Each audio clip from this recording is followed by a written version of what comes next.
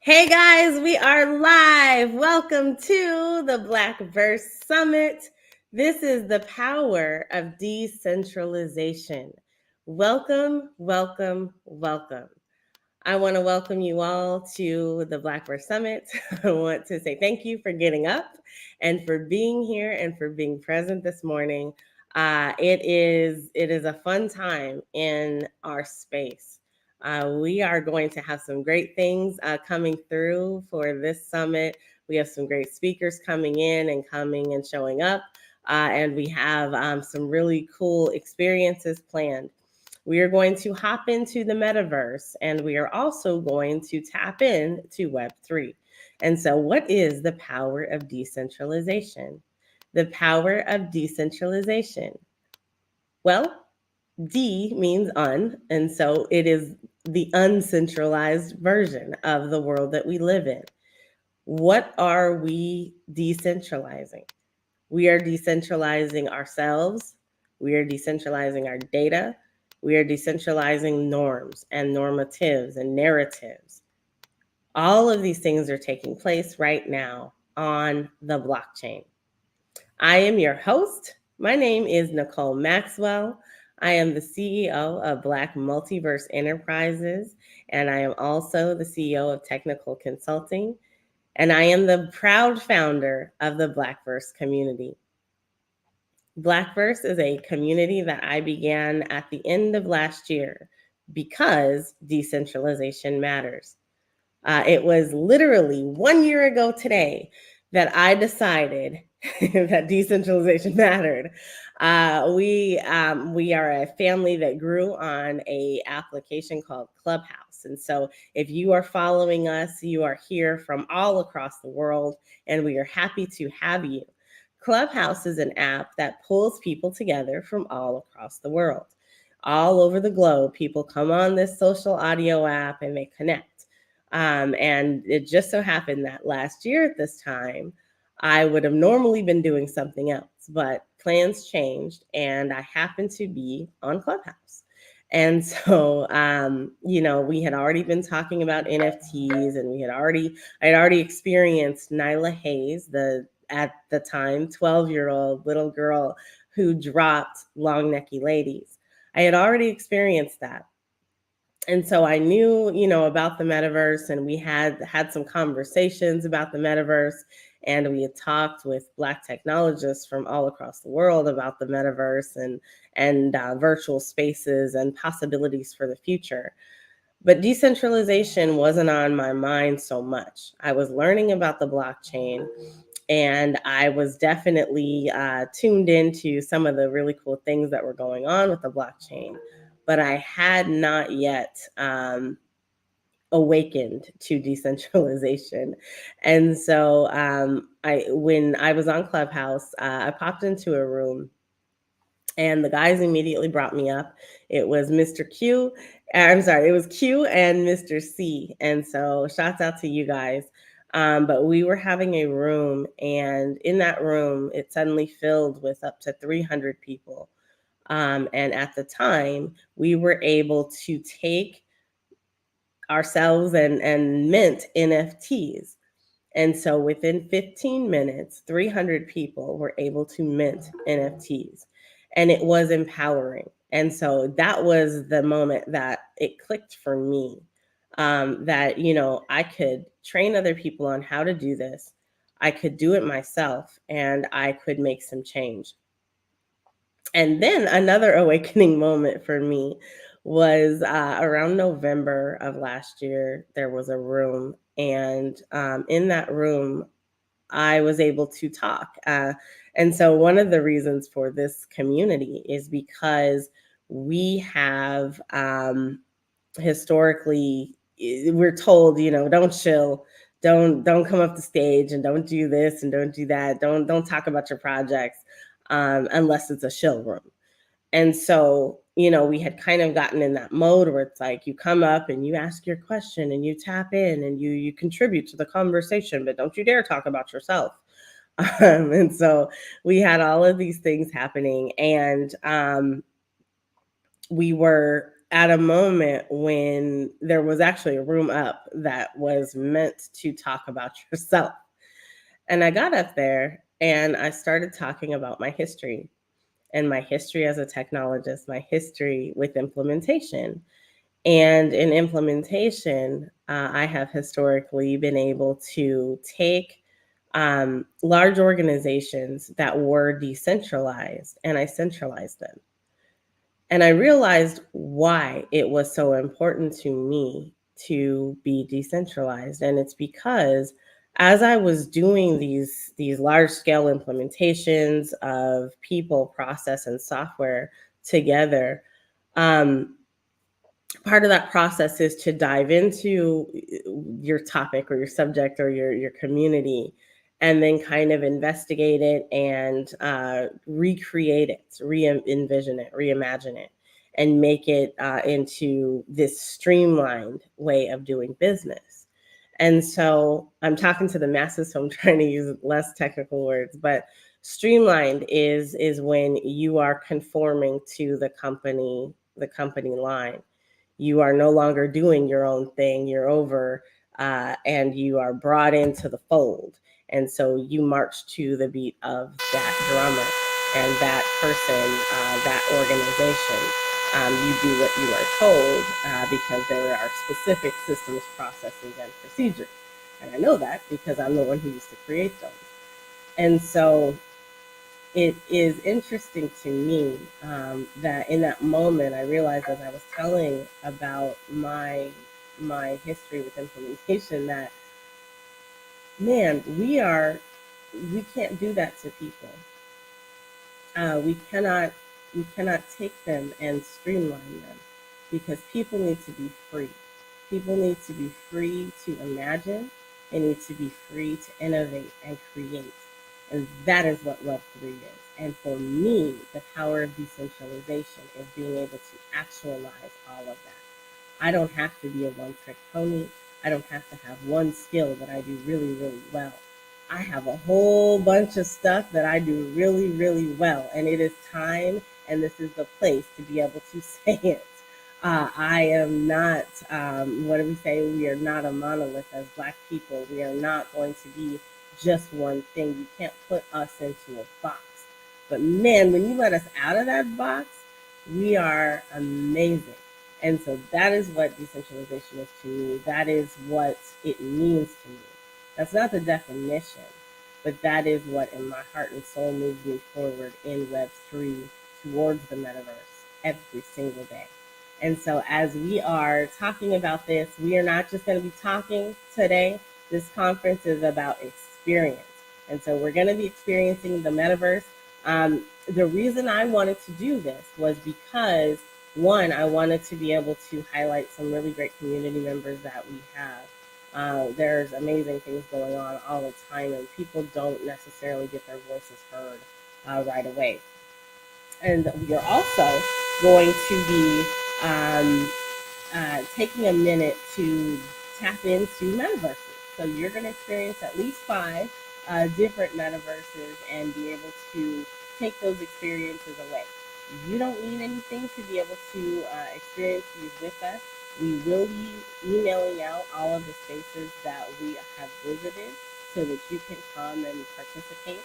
And we are also going to make sure that you have some information on how to maneuver in the metaverse. So I want to let you know that if you have not, if you've got friends that you want to see this and have not acquired their tickets yet, there's still time to do that.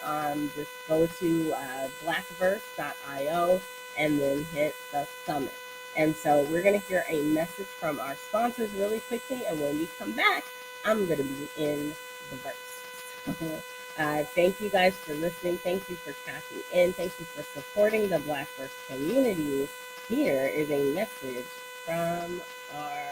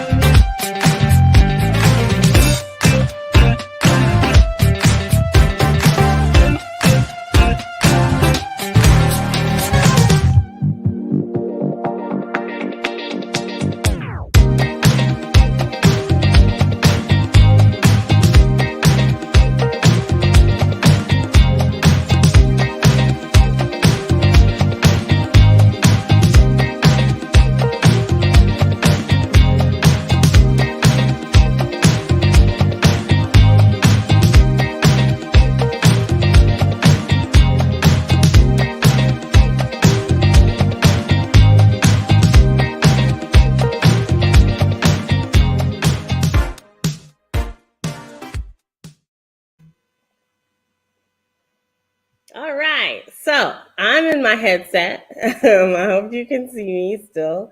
I am looking for my mouse and I'm looking for it pretty intensely here because I can't see it. But we are going to be streaming here in just a second. So we are in a space, and this space is where Black Multiverse Enterprises is headquartered. And as most of you guys know, Blackverse is a part of the Black Multiverse organization. This is our community efforts, but this is our home hub. And so this is the space that we call the Infiniverse. And so as a part of Blackverse, we have our Blackverse Gamers League, and that is what that picture and image is for. The wave is a throwback to our Discord. So when you first join our Discord, you definitely see the big wave sign, and then you have to pound the fist to get in. And then the other imagery is, kind of the things that we've historically used to flavor Blackverse throughout different spaces and different places. So this is our waiting room. And so we are in the waiting room right now. If you look here, this is my avatar. Hello.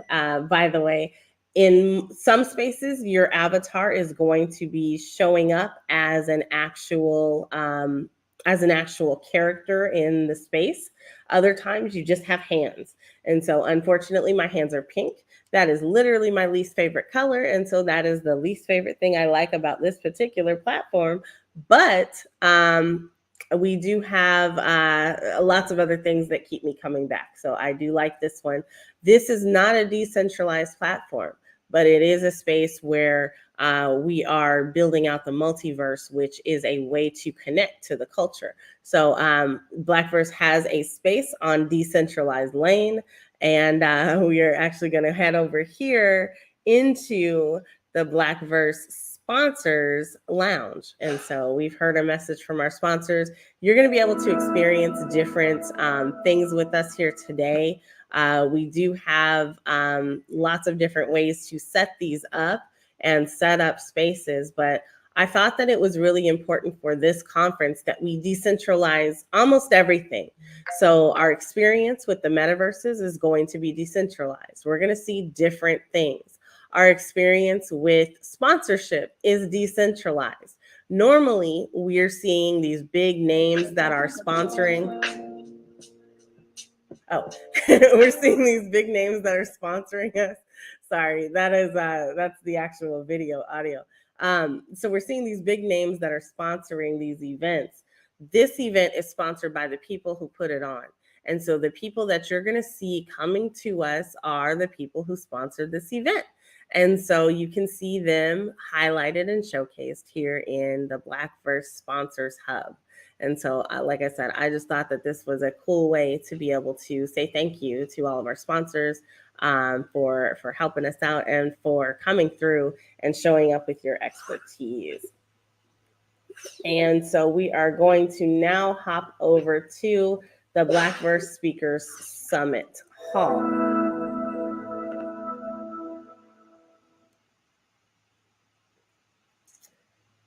So this week, today, you are going to experience some amazing people, and those people are going to come through and they're going to share and showcase their expertise in decentralization. Now, I use that word expertise lightly because we all know how we feel about that word. It is a bad word in this space. We don't typically say expert.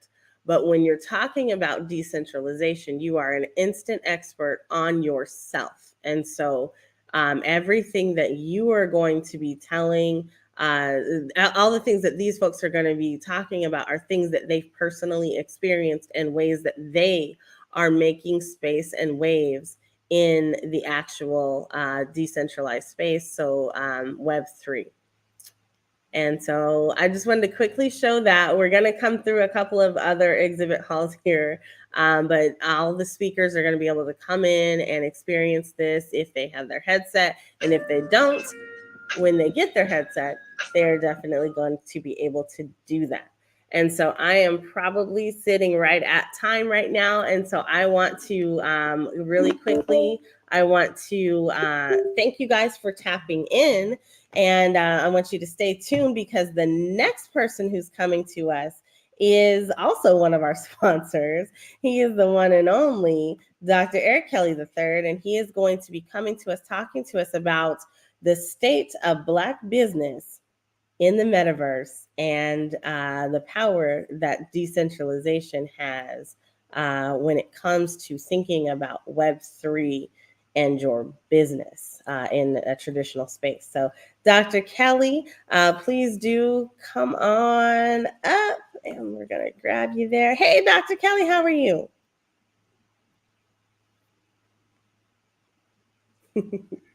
Oh, it's great. This is just an amazing, amazing day with an amazing conference. When you were showing the information earlier, it really brings home where we're going when you begin to talk about Black business and the metaverse. All right. Well, I'm going to let you get started, and then I will be showing up to show you a surprise in the middle of what you're doing. So, thank you, sir. And we look forward to everything that you have to say. Of course, good morning, Black business and the metaverse. Hi, I'm Dr. Eric Kelly III. And I know this is a little bit laid back this morning, but as we look at the Black businesses all over the world, you're talking about $1.6 trillion. You're looking at how money is trapped or how money is moved across different platforms. And this morning, I just like to talk a little bit about how we as Black businesses must begin to become not consumers, but innovators into this space. The metaverse is a space where people are going to be having digital twins. People are going to be doing so many great things. But right now, when you look at Black businesses in the world, and then you look at the numbers, and I'm going to talk a little bit about the numbers this morning. When you look at that Black businesses represent $200 billion in right now. And when you look at companies like Amazon, who represent some $300 billion. The question becomes, why does Black businesses only represent only 200 billion and one business represents 300 billion? Well, the reason for that is that we become consumers. The wealth gap, which is 171 million, $171,000 to $17,000. You know, why is that gap so big? Well, again, because we are consumers. I submit to people when they hear that the money moves around in the Black community for only 6 hours, I submit that it only sleeps because after many Black businesses get their checks or Black people get their checks, they go out and they buy products and services. And so, with that being said, the wealth gap is a gap that will collapse if Black businesses would just only open up businesses. Because right now, if everybody in their communities would open up businesses, then you would be able to find Black businesses. And not only find Black businesses, you'll be able to do businesses with Black businesses. Well, this morning is always great when we get a chance to talk about the state of Black business, because the state of Black business right now is on a ledge where we can leap into the future. When you don't know about certain things, it causes a rift in your back pocket. And what I mean by that is your money. You know, Web one was so long ago where we were just looking at a screen, and then Web two, we had the internet wars, and then when you start talking about Web three, it is a new venture, a new journey. And I would say to people, learn about it, spend some hours, call on, you know, individuals who know about it. Call on as I continue to say, call on the metaverse goddess. And that's Nicole Maxwell. This conference is going to be unbelievable with people coming in to speak from all over the world. And with that being said, you have to begin to think about, where are you going to lay your head. What are you going to do? Are you going to be in fear, as many black people have been in fear of the internet, have been in fear of their information being shot all across the web? Are you going to be in fear of NFTs or blockchain or cryptocurrency? Are you going to be in fear of these things? I want to submit today that the Blackverse Summit, the power of decentralization, is a summit that will help you understand all aspects or many aspects. I don't want to say all, I would say many aspects of the decentralized world. And as we look at tomorrow and look at today, we have to begin to understand that business is moving to the future. The question becomes, are we going to be a part of that future? And if you're thinking about the future, take the time out and call on the people who are doing great things in the metaverse. The Black Business Olympics is coming, and we want to definitely mention that. Of course, when you talk about the Black Business Olympics, the Black Business Olympics is working to build capacity with Black businesses all across the world, and not only across the world, but even in the metaverse. We sometimes say that once you're in the universe, the next is the metaverse. And how are you going to mend the two, or how are you going to manage the two? Today is a great day in the beautiful city of Durham, North Carolina, and we have to begin to understand that many Black businesses who are pushing their businesses to older audiences may miss out, because the average age in America today is 28. The average age in Africa is 15, Europe 27, and of course Brazil and other places 25 and 26. So the average age in the world is 29. If the average age of the world is 29, then we need to begin to look at how do we begin to look at doing business. And if you're anywhere listening to the sound of my voice, I want you to begin to think about, how do I get ready for the next wave? How do I, as I say, leap off the ledge into the metaverse? And today, you're going to get an opportunity to meet many, and as Nicole said, many people. She didn't say many experts, but meet many, I would say, innovators who are innovators in their own right, who are doing great things in this space. And if you're not in this space right now, you're going to be left behind. And we don't want you to be left behind. We want you to be on that surfboard, on the wave to the future. And as we begin to talk about the future, you got to think about how you have set your business up. I'm still in Web 2. I am still doing I call hybrid events. What I mean by that is, I'm doing my virtual event for the Black Business Olympics, but I'm still doing the physical events. And I say, I'm not a dinosaur, but it's time for me to, like more people, to move into the Jetson reign, to move into a future where we can do business worldwide, not just in our own backyards, but worldwide. And that is pretty much where we're headed. And for those business owners who are sitting back wondering this morning, and for the younger business owners who are saying, well, we're glad that you got your suit and tie on. You're still suit and tying us. We're waiting for you to take the suit and tie off and put on a t-shirt or put on a hoodie and smile. And so with that being said, we want you to think about where you stand today with the metaverse, where you stand today with decentralization, where you stand today on innovation, because innovation has never been beat. Something new is going to show up. Are you ready for what's going to be new?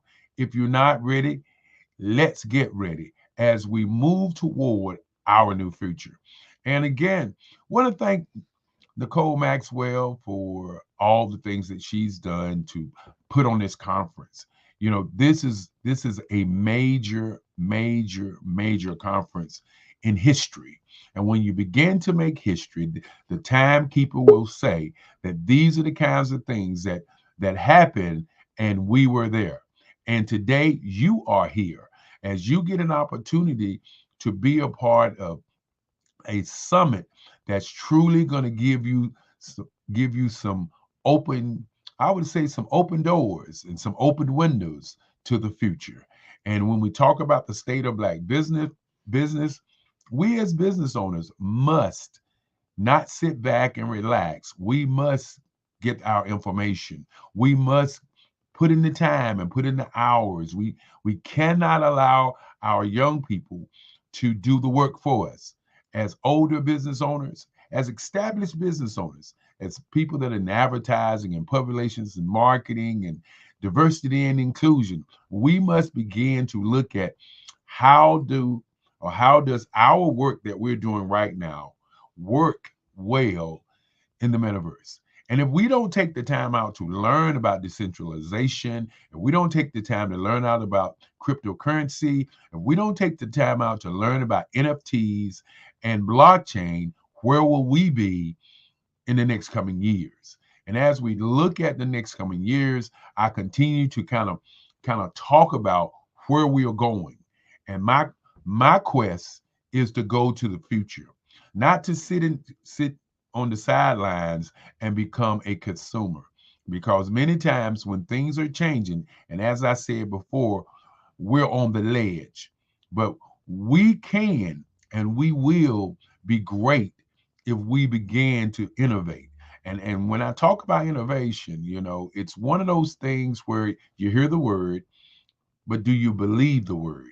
Do you know where you're going to be in 10 years? I don't know where I'm going to be in 10 years, but I bet you that in 10 years, you as a business owner are going to have your business in the metaverse.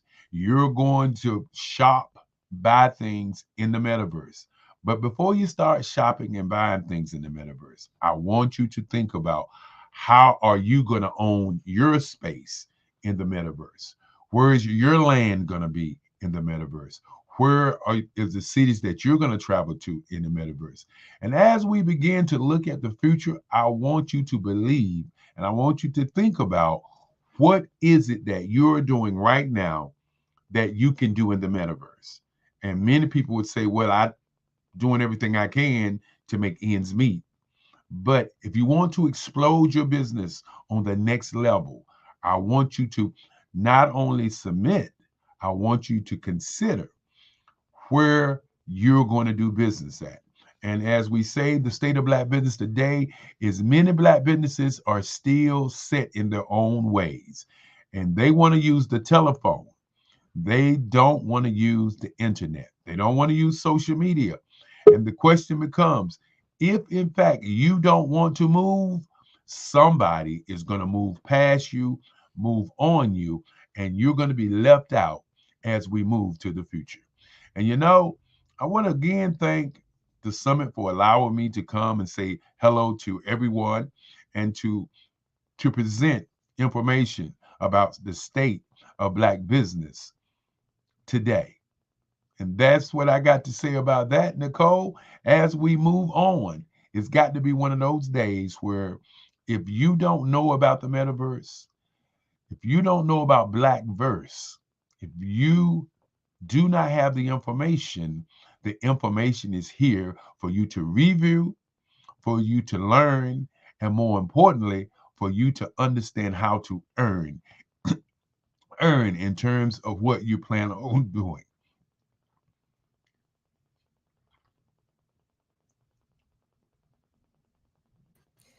Yes, thank you, Dr. Kelly. We are going to share the surprise in a few short moments, but right now we're going to go ahead and go to the next person. So I want to thank you so much, Dr. Kelly, for telling us about the state of Black business as we head into the metaverse, and just appreciate all the knowledge and wisdom that you have, about bringing our Black businesses on this side of the fence. So thank you, sir.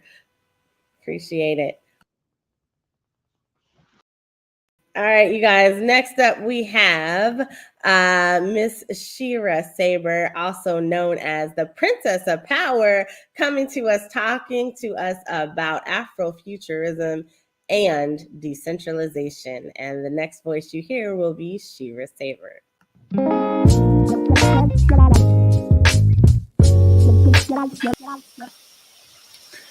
Good morning, everybody. I am delighted to be here to talk to you today about the power of decentralization and how that relates to Afrofuturism.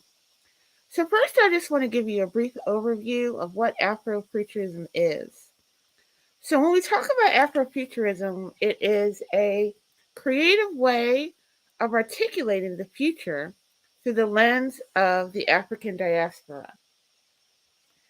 It incorporates uh, It incorporates things from science fiction, design, and technological advances as well.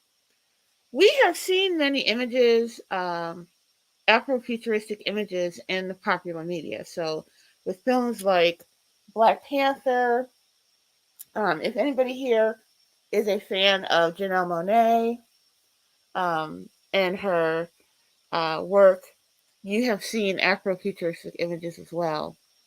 And even in Octavia Butler's work, Kindred from 1979, as well as Sun Ra's 1974 film, Space is the Place.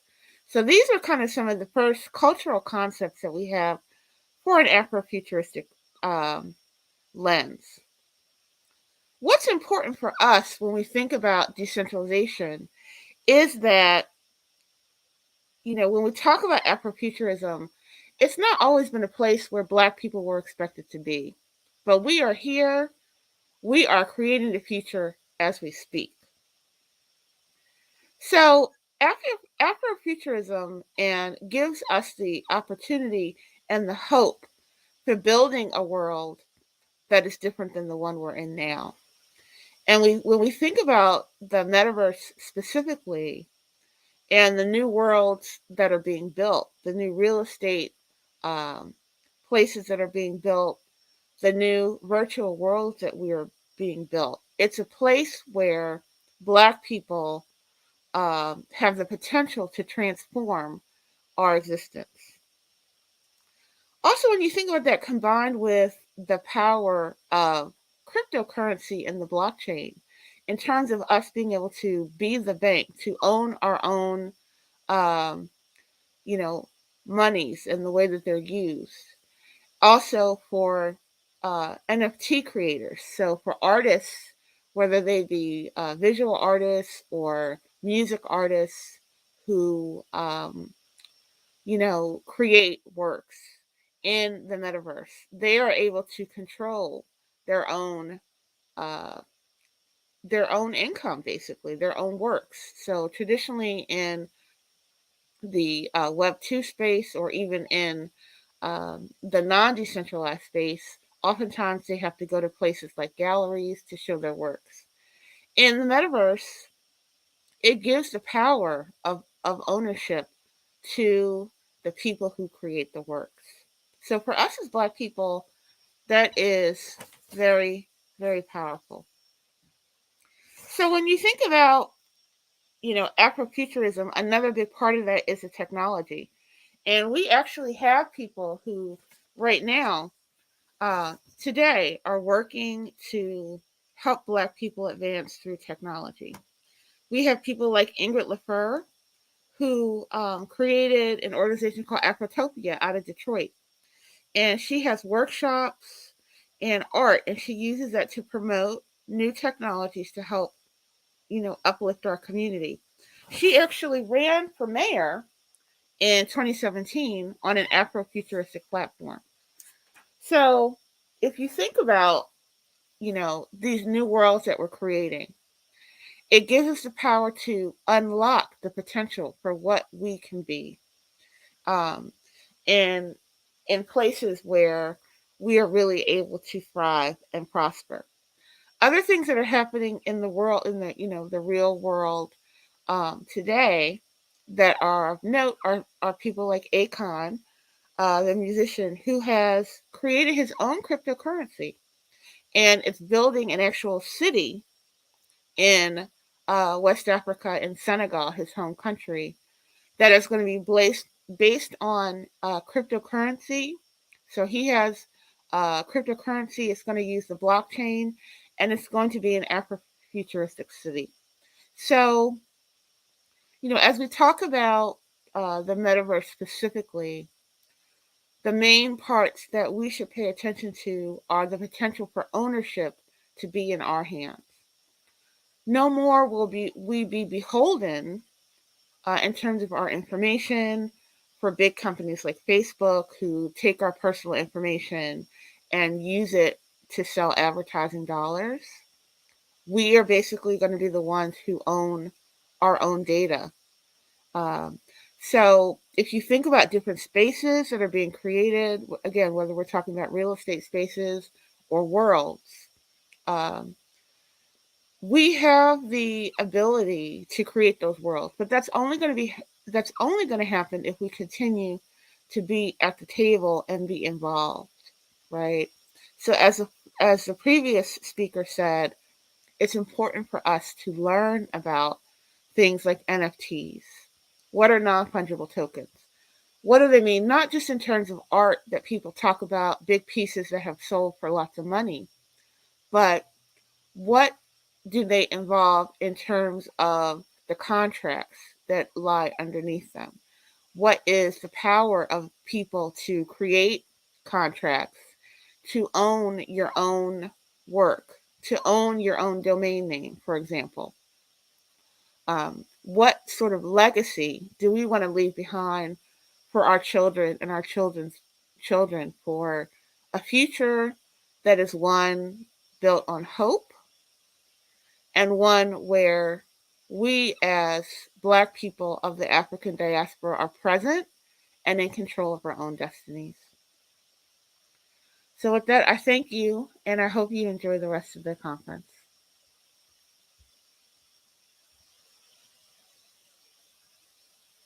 I'm going to turn it back over to Nicole. Well, alrighty then. Thank you, Shira. Thank you for talking to us about Afrofuturism. Do you have an opportunity to tell us a little bit? How did you get started? Like, what made you gravitate towards Afrofuturism? So, I actually am blessed enough to have had parents who introduced me to Afrofuturistic concepts from a young age. So Mm. I actually grew up, I'm from Philadelphia originally, and I actually grew up listening to Sun Ra and used to go to his concerts. I think my mom actually has some photos of me dancing on the stage at Sun Ra concerts when I was a little girl. And, he really is somebody who embraced Afrofuturistic concepts. If you think about him in Parliament Funkadelic, taking us to the mothership. So, it besides just the music, it involved some theories, science fiction and talking about aliens and that sort of thing. And these are things that we often see in Afrofuturism. So that was my first exposure probably to the genre. And then as I got older, I started getting more into speculative fiction, reading people like Octavia Butler and Nnedi Okorafor, who's a more modern writer as well. So that's, for me, I've always been a science fiction fan as well.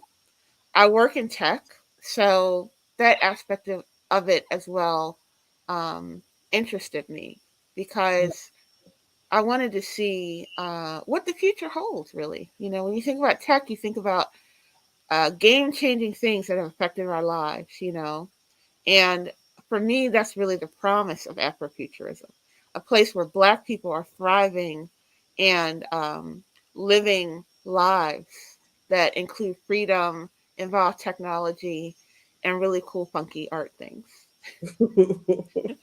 It's good to hear another technologist be excited about this space. I know that it varies, right? Some people they see it as disruptive to the norm. Other people they fully embrace it because it's the future. And then you have this realm of people who aren't awakened yet. They haven't kind of dipped their toes in enough to make a decision, but when they hear about it, their first instinct is job protection. So those are our data analysts and people who are, our SQL developers and things like that. Like they're thinking about themselves as it relates to their skill, and not having that be able to be on this side of the world in the same way. What do you say to anybody who kind of thinks that way? Yeah, so I would tell you that particularly, in today's day and age, continuous education is very important, Mhm. and that I was able to pivot into tech at the age of 48.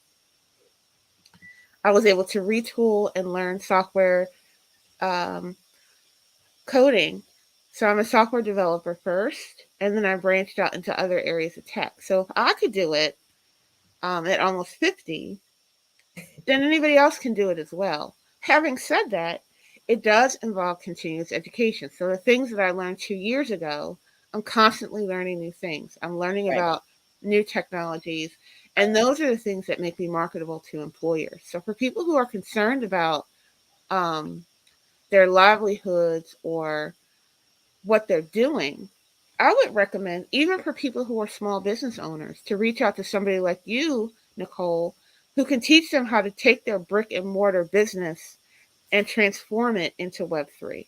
So there's really just a lot of potential and opportunity there, particularly when we talk about smart contracts and the Web3 space for people who, I mean, there are innovations that are happening every day. Whether you are a truck driver or you're a real estate agent or you have a hair salon or whatever it is that you do, the potential is there for you to bring your business into Web3, grow revenue, reach new audiences, and remain relevant. Yeah, man. I appreciate that. Thank you. And we are always looking forward to great things. And so this is our first Black First Summit. I want to thank you for being a part of what it is that we are doing here today, giving everybody just kind of a moment to have that 15 minutes to be able to say, I was here. And I was able to shine, and you're a part of the Blackverse community too. So we appreciate you. Thank you for your time. And before you go, what is Yes. this picture behind you? What does this represent? Yeah, so this picture is actually, it is an Afro futuristic picture. You can see there's a Hmm. woman. Um, her eyes are covered by what could be considered a mask. So if we think about the uh, the uh, the lenses that we use now, the Oculus and things like that, this is a depiction of um, a more futuristic type of device that we would wear to see. And we can think to ourselves, what is she looking at? Where is she? Is she Mm. teleported into another land? Is she actually using her mind to create her own worlds? Right? So that's what it's really supposed to get us to think about. Well, awesome. I hope that she stays and watches for the rest of what we are doing here. Thank you again, Shira. Thanks for coming through. We appreciate you, and have a great rest of your day. Okay, thanks. Bye bye, everybody. Enjoy the rest of the conference. All right. Now, man, so we've popped into the future with Afrofuturism. What does that look like? This space, Web3, is transformative. It transforms opportunities for everybody.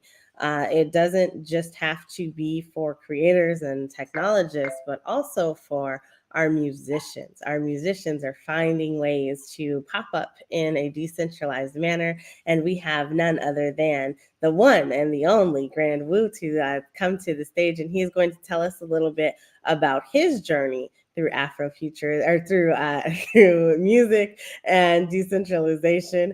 And it's early, y'all, but the blooper reels are going to be fun. But we have Grand Wu, who's going to come to us, and we were able to experience a performance from him the other day on the Meta Mind Shift show. So I am really happy and excited to do this. The next voice you hear will be Grand Wu.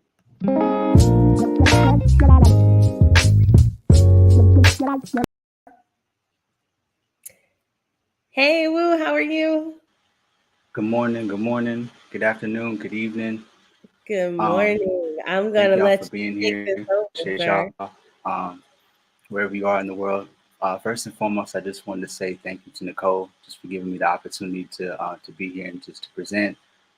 Just wanted to give a shout out to all the other speakers that are presenting to being part of this. This is real dope. But my name is Grand Wu, GRANDWOO, all caps if you didn't know. Um, I'm just happy to be here, and we're just going to talk a little bit about the power of decentralization. So, just to give a little background story on myself, I'm an artist, beat maker, composer. I refer to myself as a musician with a footstick in technology. And so I'll give a little backstory just to kind of tie everything together. So part of the reason why I say I'm a musician with a footstick in technology is because I was kind of always immersed into music, just a lover and a fan of music. And then I never really decided to do music until middle school, high school. But earlier than that, I was playing video games. So that was just part of the technology that I was into from the different type of gaming systems and whatnot. And so I did a little bit of band, and then eventually I had to come to the point where I had to either choose between sports or band, and I chose sports. So music was just kind of put off to the side throughout the years. Eventually, I ended up going to college, and then that's when I actually started to do music a little bit more as far as like performing and things of that nature. And if I wasn't actually like working or doing anything, I would always do music on the side. And my background was actually in IT. That's what I went to school for. So it was just always trying to find that balance in between IT and doing music. And then eventually I ended up graduating. And then once I came back home, just tried to get into the real world, trying to find jobs. I got an IT job or whatnot, but music was just something that was always just kind of put on the side, and I really couldn't find a way of actually utilizing it for what I wanted to do. It was just always just a hobby. And then around that time, I think I want to say around 2014, 2015 is when I actually came across blockchain technology. And part of that was just because I was looking into cryptography, and it's kind of like encrypted encoded messages. So that when they put it into there, they had reference blockchain technology. And so when I looked into it, I was like, okay, that's pretty interesting. But I never really paid it too much mind or too much attention, and I kind of just kept going from there. It was just another avenue as far as the tech side that I wanted to get into.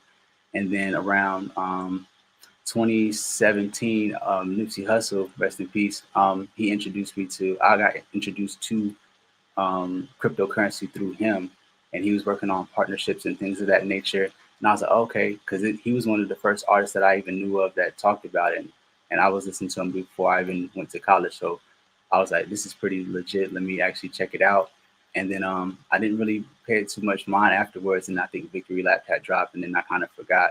And then 2020 rolled around, and everything happened as far as the world shutting down. But that's when I kind of took some time to get off of the grid for a while because I was actually working on a personal project of mine. And then as I was rolling it out later on that year, that's when I got introduced to NFTs and things of that nature. I got introduced to Clubhouse, and I was like, "Oh, this is pretty interesting. Let me actually take a look." But I didn't really actually dive in until later on that year, into the following year of 2021. And so afterwards, into 2021, that's when I actually started like diving in. And I was like, let me actually try to figure this out. And so I went to Clubhouse, and people kept talking about NFTs, and it really just didn't click for me. I really just didn't have an understanding because they just kept talking about pictures and things of that nature and saying how you can't just screenshot it. And I was like, okay, I feel like I'm familiar with this, but I'm just not understanding. So I was just looking for other rooms. Eventually, I stumbled across MC Hammer's room, and how it helped for me was when he had broke down sample packs. And for those who don't know about sample packs, it's basically accumulation of sounds as far as like kick drum, snare drum, hi-hats, melodies, sounds. It's all in the pack. So producers or sound engineers will actually produce a sound, say, hey, producers, beat makers, here's my sounds if you actually want to use them. And so that's when it actually clicked for me, because I was like, okay, I got it now. Because you can actually put it on the blockchain, and then you can do the transaction and things of that nature. So I was like, okay, I'm actually learning something, but how can I actually use it for myself and what I want to do? Because I'm not an actual sample maker, so to speak. So I do music production. So I was like, okay, let me figure this out. And so deeper down the rabbit hole, eventually I got a chance to witness the it's a music NFT conference that was over Clubhouse. by a gentleman named Avi. He's a part of the 808 wave. I just thought that was dope and pretty innovative as far as what he was doing. So I was like, okay. And I started learning about different people who are in the different spaces as far as like VR. I met like the first figure drummer who was on the blockchain. I was like, okay, this is something I can actually do. So it's really about taking what you're already doing and finding ways to use it on these Web3 platforms when you're able to come across it. And back then it wasn't a lot. Like I said, this is only 2021, so there was still some that I found, but it wasn't that many at the time. So I was just really just looking for to see which ones that I can actually use and what I could actually utilize and fit in. So I ended up finding a few of them on there, and then some of them are on like Rarible and OpenSea. And then one platform in particular called Arpeggi Labs, they actually have the first DAW on a blockchain. And a DAW is a digital audio workstation. It's basically what music music producers and composers use to actually produce music. So if you ever hear like Logic or Ableton or Pro Tools, imagine that, but on a blockchain. So I actually had a chance to like make my first beat on an actual decentralized platform, which I thought was pretty cool and pretty innovative. So I have that on there. And so um, to tie in as far as like decentralization, I actually came across a platform called Formless. And ironically, they sent me a hat and it actually just came in. So I was like, I have to wear this. It's only right. It was perfect timing.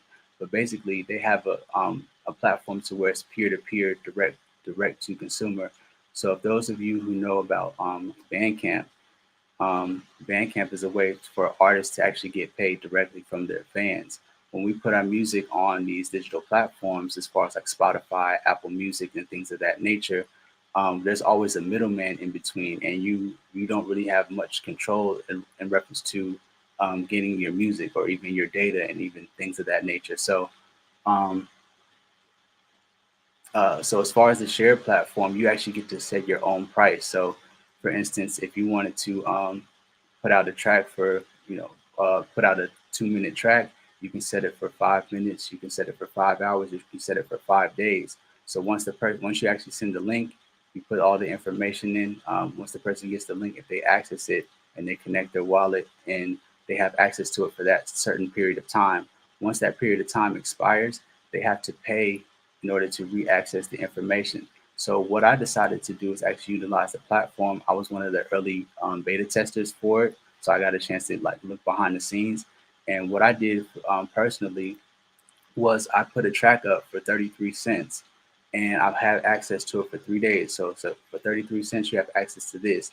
I put it on the Polygon network, and I chose to do Polygon because of gas fees. And that's one other thing I forgot to mention as well. When I was learning about decentralization and learning about music and music NFTs and things of that nature, the gas fees is a big thing that kind of held me back from diving in, because it's taxes basically.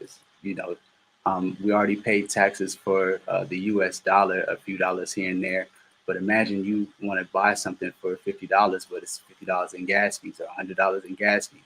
I really wasn't a fan of that at all. I still don't, but you find ways to make it work. So, but for this particular release, I did it on the actual Polygon network. So it's not a lot of gas fees involved. And I really wanted to introduce I wanted to merge the gap and bridge the gap to my consumers, because a lot of creators happen to know what the Web3 and blockchain technology is, but a lot of the average everyday users don't. And so what the Formless platform did, which actually helped, and that's why I wanted to test it, they integrated Google Pay and Apple Pay. So for me, I have a few friends who actually have the Web3 wallet, so that was easy. But for the ones who didn't, which is the majority of the people, I will ask them, hey, do you have a Google wallet or do you have an Apple wallet? And say yes. And so I would send them the link. And basically, as soon as they get to the link, they go to the actual window and you get a chance to like play, but it won't actually play until you actually connect and pay for the access. So once that happens, that actually allowed me to get direct transaction. So when you're actually setting up the platform, when you're actually setting up everything, you put your wallet address, and it's actually instant. So as soon as you actually play it, it's instant. So I was watching, it come directly to me every time someone actually played it, and I was like, okay, I like this. This is a form of decentralization to me, because I was like, it cuts out the middleman. It's like you're kind of breaking past gatekeepers and things of that nature. So decentralization in reference to me is just being free and having the power. it does come with more responsibility and more due diligence. So that's definitely important. Make sure you do your research and just find credible sources that you actually feel comfortable learning from. And you're gonna learn along the way. Like I spent the whole year just being on the sidelines for a while. I spent most of 2021. And so this year, 2022, I decided let me actually dive in and utilize these platforms because I'm not really gonna learn much just kind of sitting on the sidelines, waiting and spectating. So that was just one of the few things that I decided to do. And I have one song that I wanted to actually play for you guys. It's on my OpenSea. It's on the OpenSea account. It's actually on Rarible as well, but it was just one of the songs that I wanted to play. One of them that's shown right now is on Arpeggi Labs. We can just play like just a snippet of it because I really think that it's dope that you actually have a DAW on the blockchain. I don't think, like I said, I haven't come across one as of yet, and they're one of the first people and they're doing some innovative things. I think they just had a deal with Andreessen Horowitz for A16, so they're doing some pretty big things. But this one in particular is called Wavy Woo. And if you want to play it, I'll stand by.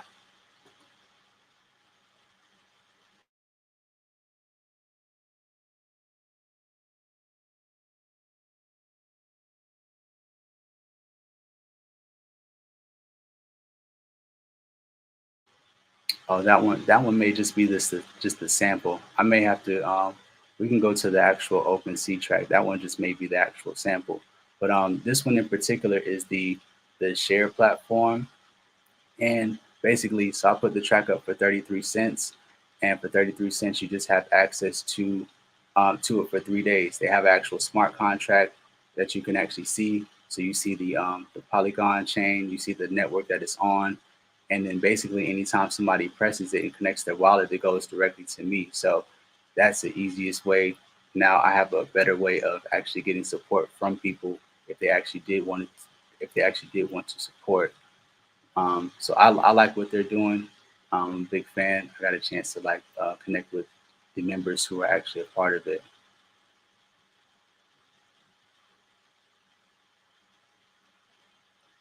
And then lastly, this is a song called Wave. It's just a laid back, chill type of instrumental vibe that I put together. It was just an exclusive song that I wanted to actually put on the blockchain.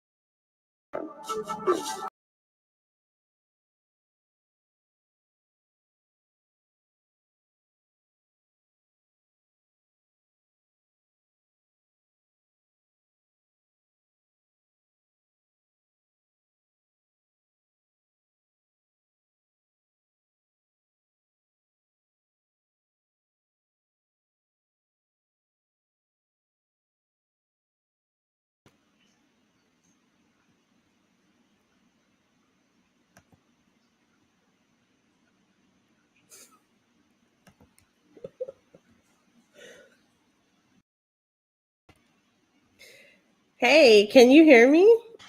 I can hear you now. Okay, so you can hear me, but you can't see me, and that's all right. We are going to want to wrap up and just say thank you so much, Grand Wu. One, for sharing your genius. Two, for sharing your music and your crafts with us. And thank you for just always coming through and showing up and being Blackverse proud. We appreciate you, and we look for amazing stuff. And you guys, if you want to, please go out on OpenSea and support. You can find Grand Wu at grand_Wu on OpenSea. That's his profile name. And then the song that you heard today is called Wave, and it's 12:24. And then when you get out there, make sure that if you can't acquire it for any reason, what you can do is favorite it, show some love, click that favorite button, and just support, because we support our community. So definitely do that. I'm gonna do that as soon as I can log in with my wallet, as soon as I can fix my camera. So we are going to go to a commercial, and we will be right back in just a few minutes. So thank you, sir. We appreciate you. Have a good rest of your day. Okay. Thank you too. I appreciate it.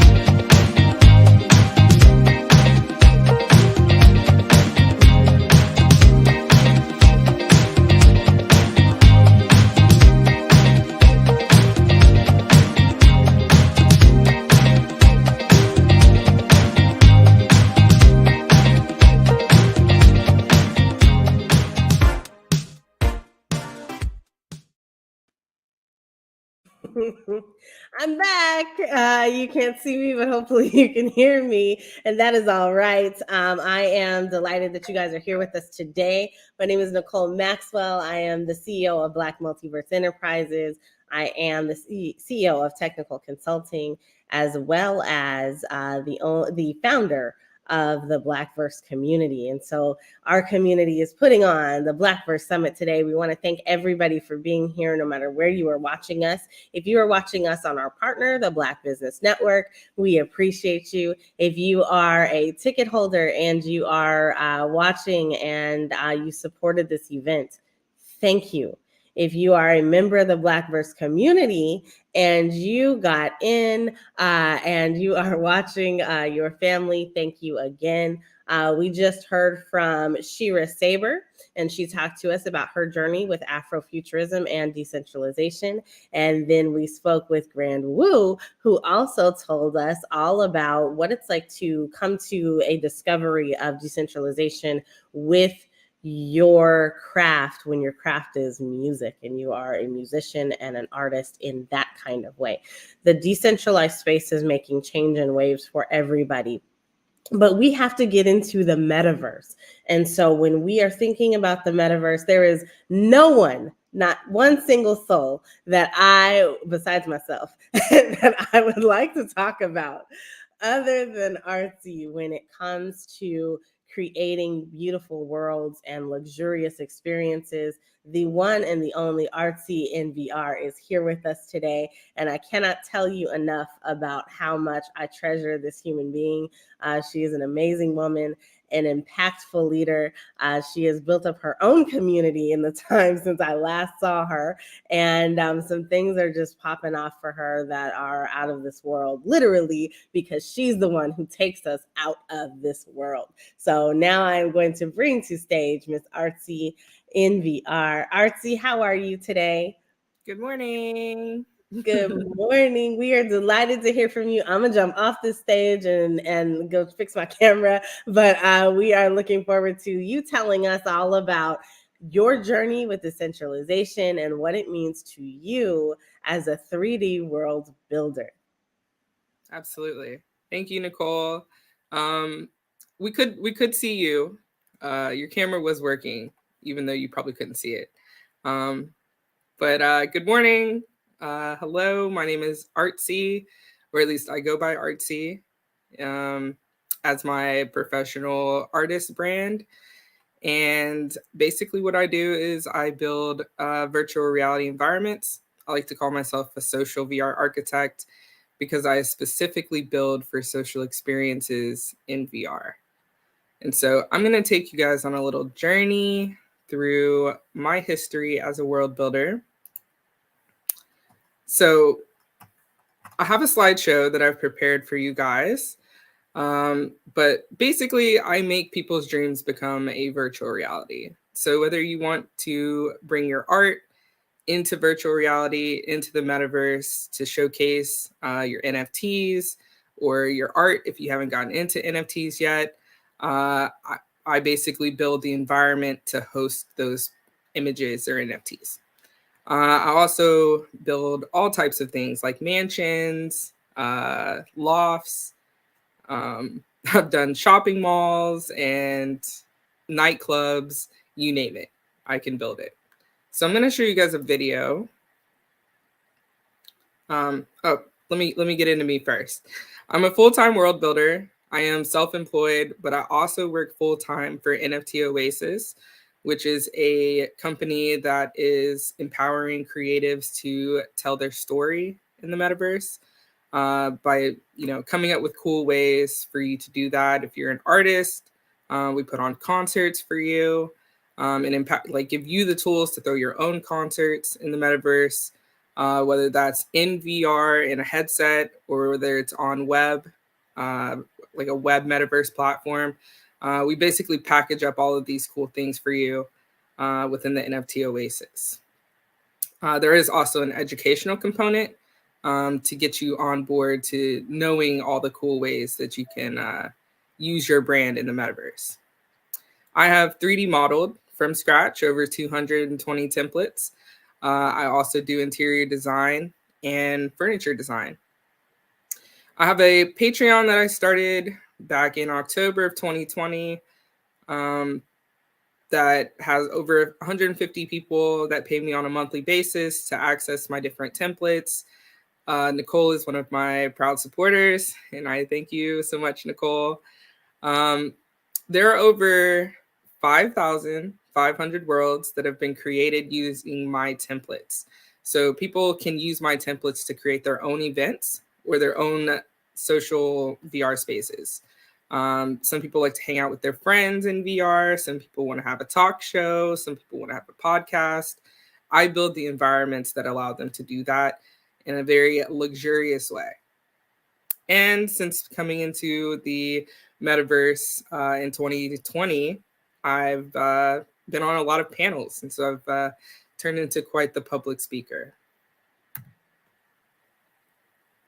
So here's a fly-through video of some of my worlds that I created. This one in particular is Club Premiere. Every Thursday night, Club Premiere opens in Alt Space, and hundreds of avatars come in and hang out. This is my lounge, Artsy's Lounge, in Times Square. This is my undersea villa that I gave to my patrons. I think Nicole uses this for a movie night for the Blackverse. This is a log cabin. So sometimes I build things that are reminders to me of things like places I've been or places I've wanted to go. This is the Mall of the Metaverse. This is where there are dozens of different creators, content creators that sell their services in the metaverse. This is one of the studios that I built for NFT Oasis. So we have a lot of musicians that come through the NFT Oasis. And this is their welcome world as well. We got some little cute flamingos walking around. This is basically a hub space. It's got some educational content on how to use the controls and stuff like that. This is my this is my luxury abode, my galaxy abode on Mars. This is also one that I gave to my patrons. This is the Baller Alert. So if you're familiar with the Baller Alert, they came to me to build their baller mansion in the metaverse. And this one is hosted in alt space. This one's a pretty big build. At the time, it was one of my leading contracts. And also Naughty by Nature is in the metaverse, and I built about 9 worlds for them. And they actually do performances and concerts and behind the scenes, backstage access for their concerts in their metaverse. This is the yummiest mansion.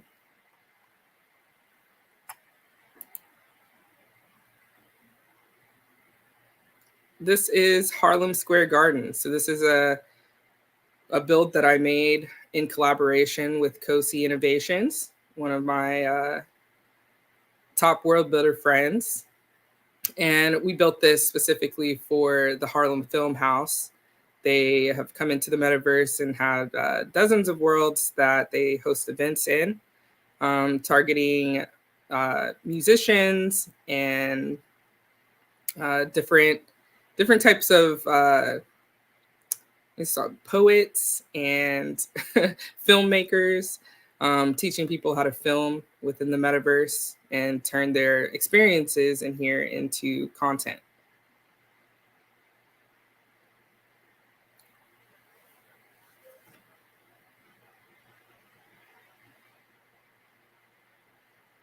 We also have a lot of panels in this space right here, specifically that target the Black community, roundtable discussions.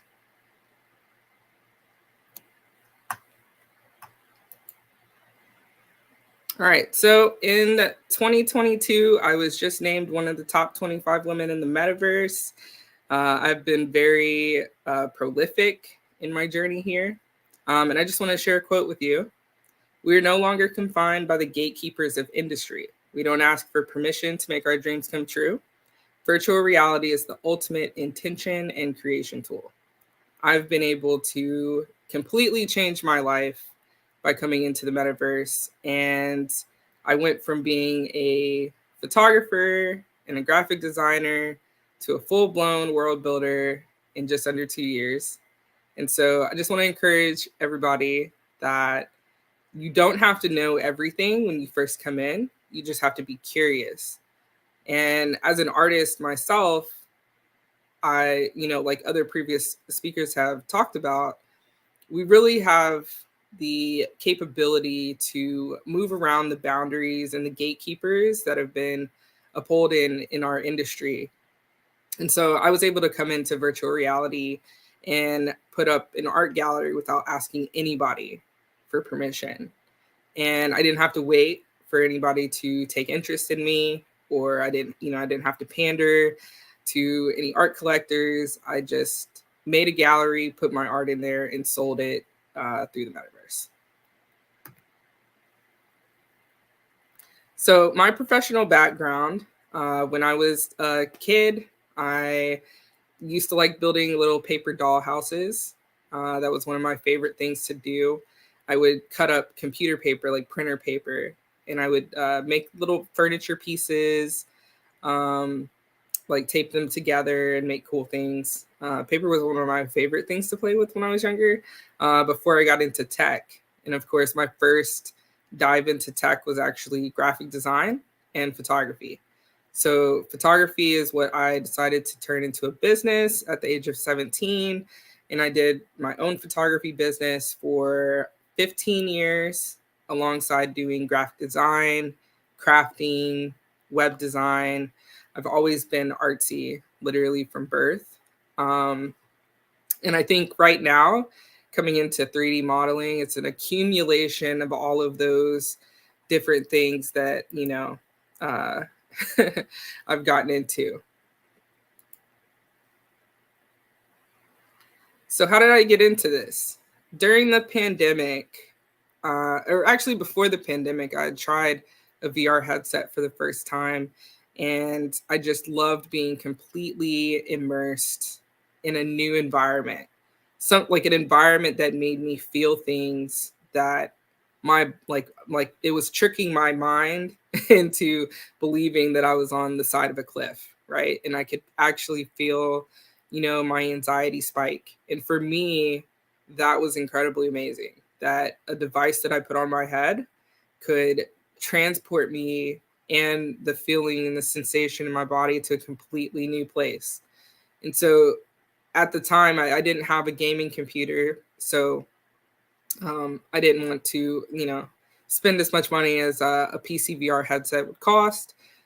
During the pandemic, I found myself with an Oculus Quest, or actually an Oculus Go first, and then an Oculus Quest.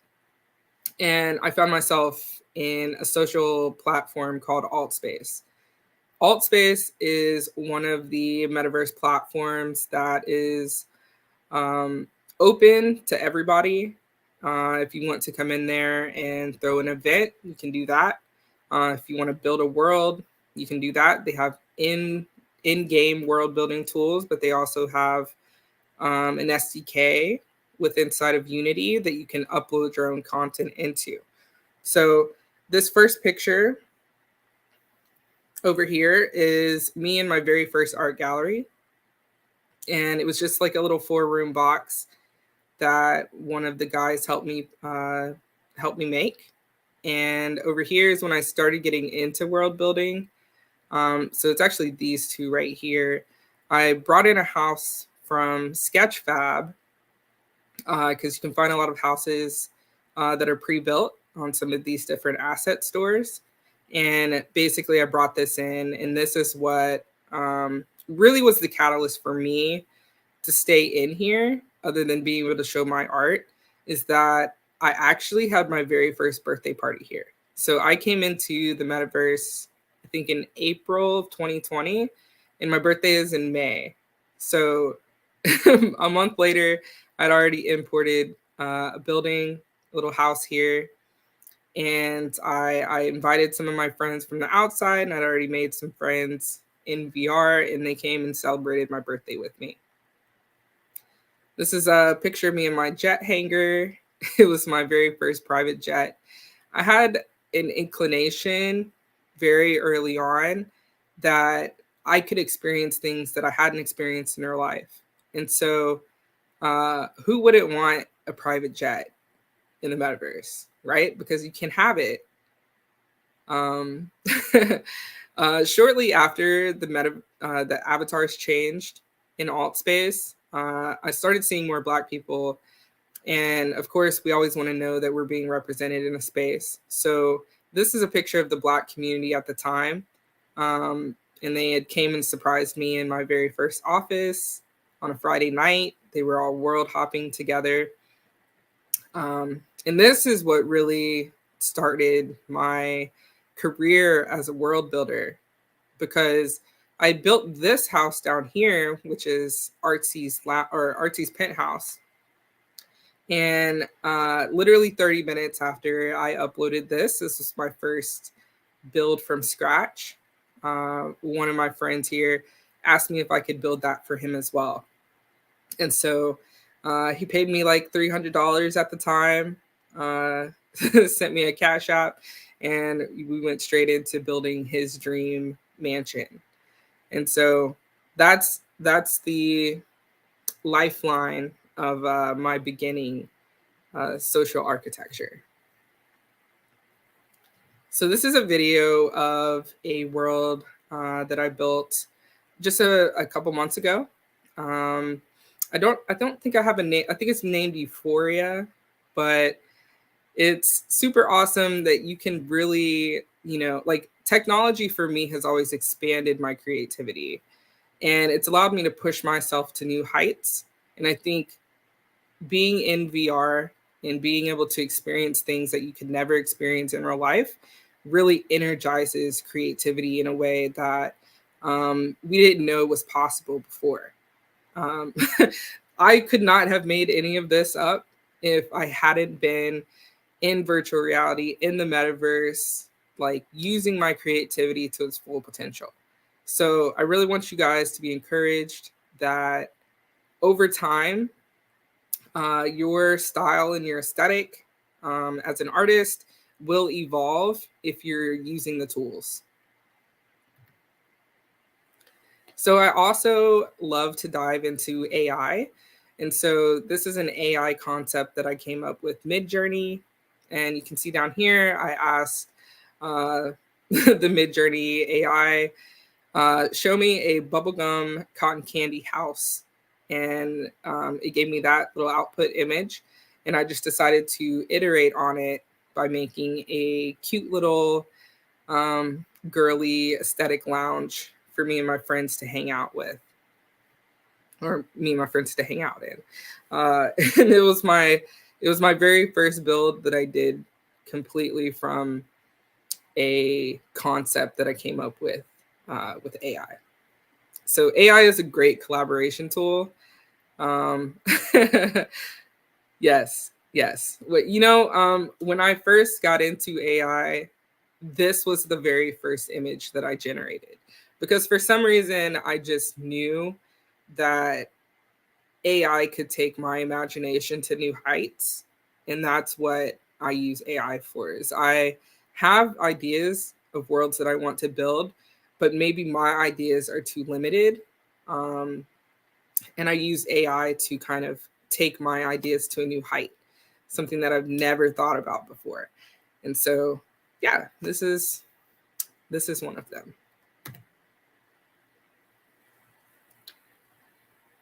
So this is also another build that I made for my patrons. Every month I ask them what it is that they want to hang out in, what is it they want, out of a template. And this was this is called Casa Aviv, and it is a jungle themed house. So this is one of the requests that they made. But as you can see, it's given off comfortable vibes. It's given off tropical vibes.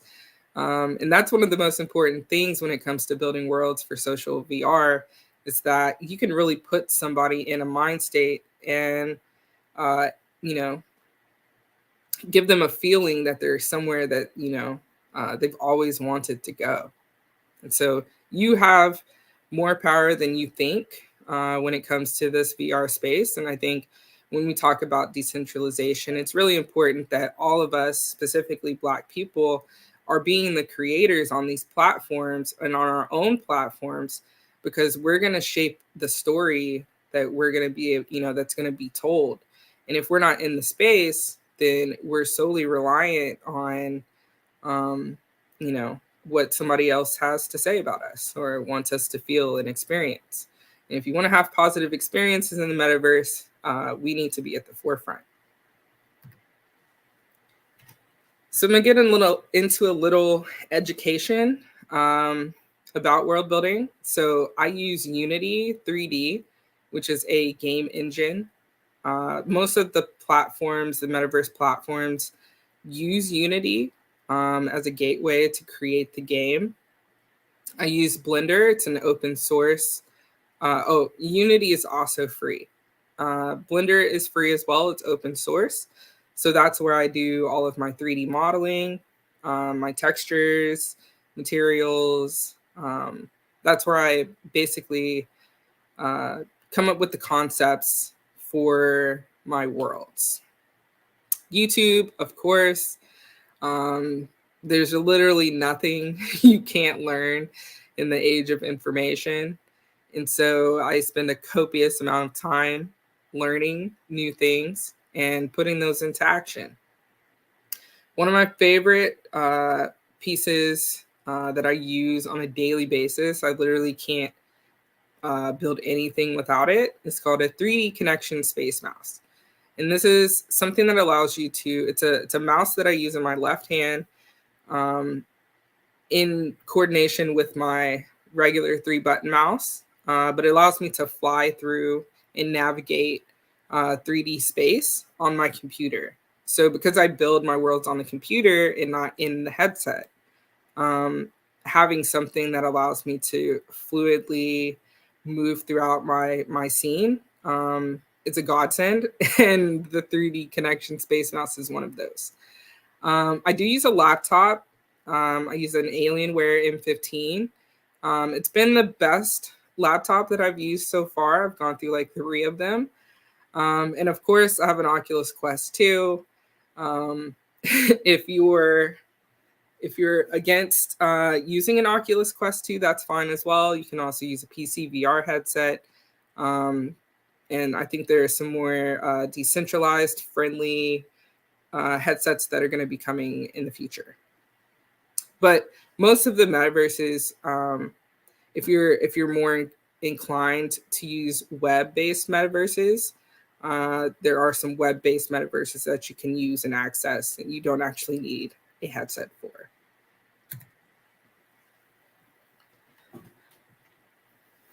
So if you're watching and you want to take a screenshot, I've listed out some resources that you can utilize to help you find 3D models, textures, and skyboxes. If you're wanting to get into world building on a computer, these are great resources that I use on a daily basis.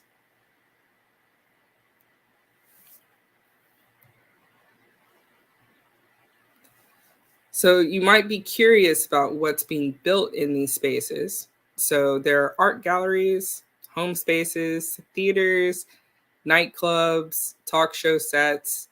We have a lot of concert venues, meditation spaces, music studios. So I know Grand Boo, you're into music. There's a lot of music spaces. I just recently made a yacht for my Patreon subscribers, and that was really fun. Somebody had a fashion show for their new clothing line on that yacht. There are different types of rooftop venues, surprise birthday venues. One of my friends made a birthday world for me that was intergalactic. It was amazing.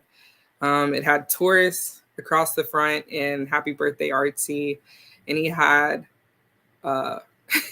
he had bulls walking around as servers, like holding a tray of like intergalactic juice. It was amazing. It's like your imagination can really go to new heights while using some of these different tools. Yeah, so we've got storefronts, malls, office spaces, churches, and podcast studios as well. And there's a lot more than that. Certain things don't have a direct correlation, something you've seen in real life, so they might just be imaginary. And we have a lot of those as well. So this is my metaverse comparison chart. I've gone through several of these different metaverses. I've probably been on all of them. I would encourage you to as well go on all of them. This might be small for you guys, but I'm also going to put this on my website. Or it might be on my website already. But basically, I have over here the names of the different metaverse platforms, the platform compatibility of these.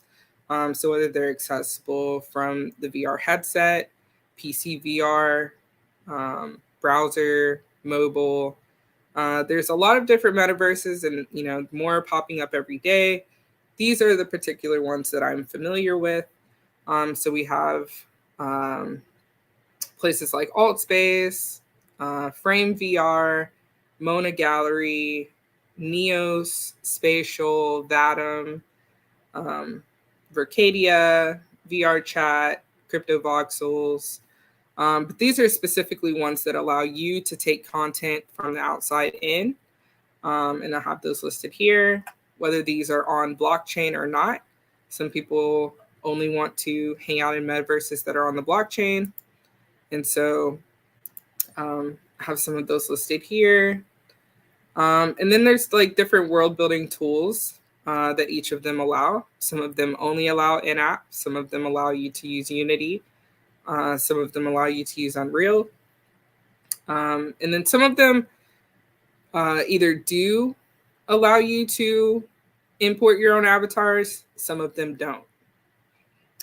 So this is basically a comparison chart to help you figure out which metaverse is best for you and the type of event or the type of experience you're wanting to have.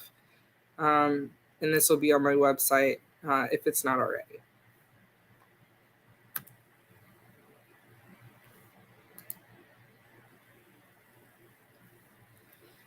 So what inspires me?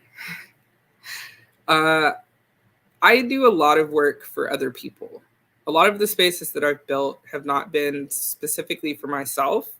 I'm encouraged and I'm inspired by other people's dreams. So my clients come to me with very lofty dreams, and I have to kind of bring them back down to, to do what makes sense in the metaverse. It's a very social space. A lot of people do hang out by themselves in the metaverse, but it is inherently social. So we do have limitations. If you're building for the headset or if you're building for browser, you can't put everything that you see in the real world into these spaces on an infinite scale. So sometimes you do have to bring your dreams back down to reality in terms of how much you can actually put into these worlds before they become unperformant. So performance is one of the key things for me when I'm building for social VR, because if you have a frame rate that's super low, people will get sick. And some people are prone to get sick in VR headsets anyways. You don't want to add to that. Luxurious destinations. I mean, who doesn't like to go on vacation? And like vacation in a place that's like super expensive. I've never had that much money to, go to these luxurious destinations. So I make them in VR myself. And then I invite all of my friends to come hang out with me in those spaces. Creating safe spaces. As we know, in the Black community, we're not always safe in every space. But I specifically like to infuse, the love that I have for Black culture and the Black community into my spaces to make sure that people feel safe. They feel like they're being seen. They feel like they're being heard. And they just feel good in that experience in that world. Shifting paradigms. There's literally nothing more transformative than walking into a world that completely changes your mind about things. Like really expands your mind of what's possible. Expands your minds about who you are in relation to the world. That can be something really powerful, and it can really change how somebody, views something from a different perspective. Facilitating social connection. Obviously, the metaverse is social, so I like to facilitate people having conversations, especially conversations that are deeper than surface. I'm not too much for small talk, so I like to put different cards in my worlds to jumpstart conversations, or really cool art pieces that can jumpstart conversations.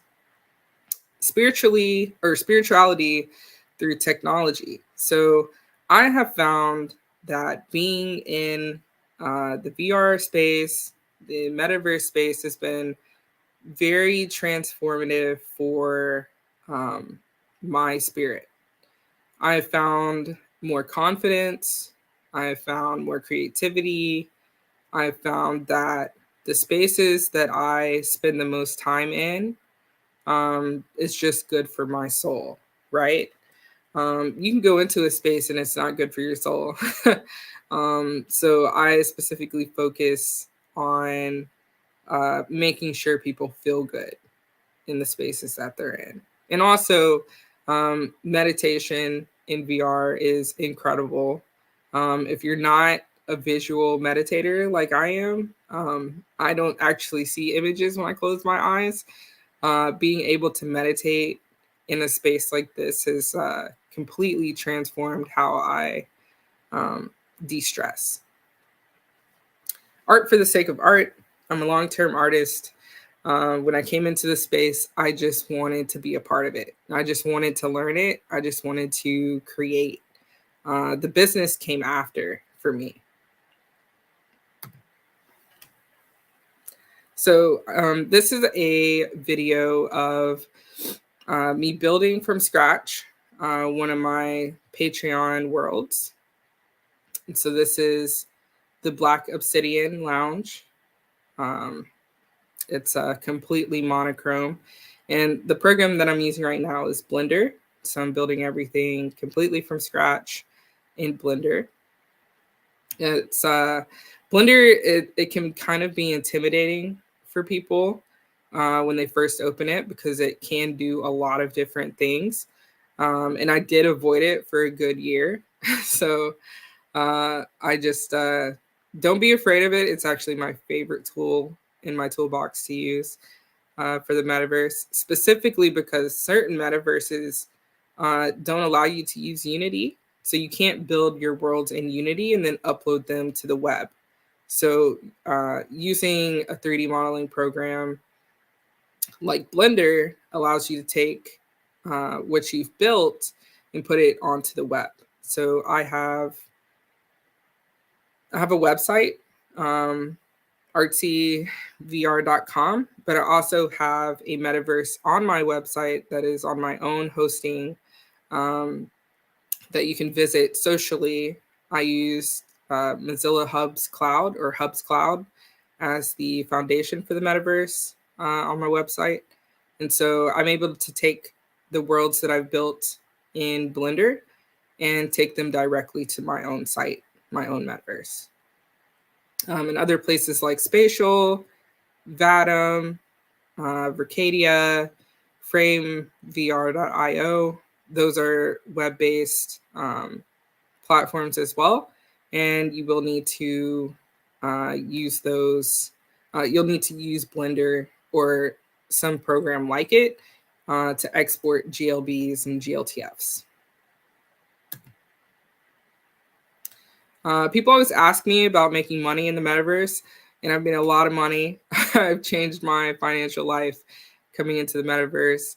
On the consumer level, people are spending anywhere from $50 to $5,000 for a virtual reality world. Mid-level, like small businesses to larger companies, are they're used to spending around $5,000 to $10,000, and then there are corporate companies that are coming into the metaverse and they're spending upwards of $150,000. And if you're not into running your own business and doing your own things like this, you can find jobs for building in the metaverse, and those that I've seen have a starting salary around $75,000. So if you're looking for a new way of making income and you are actually passionate about designing worlds for the future of us, then there is money to be made in this space.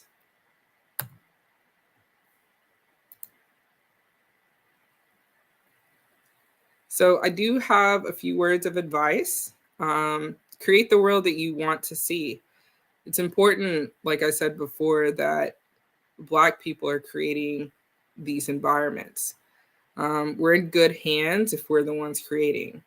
And so be as wild and imaginative as you want to.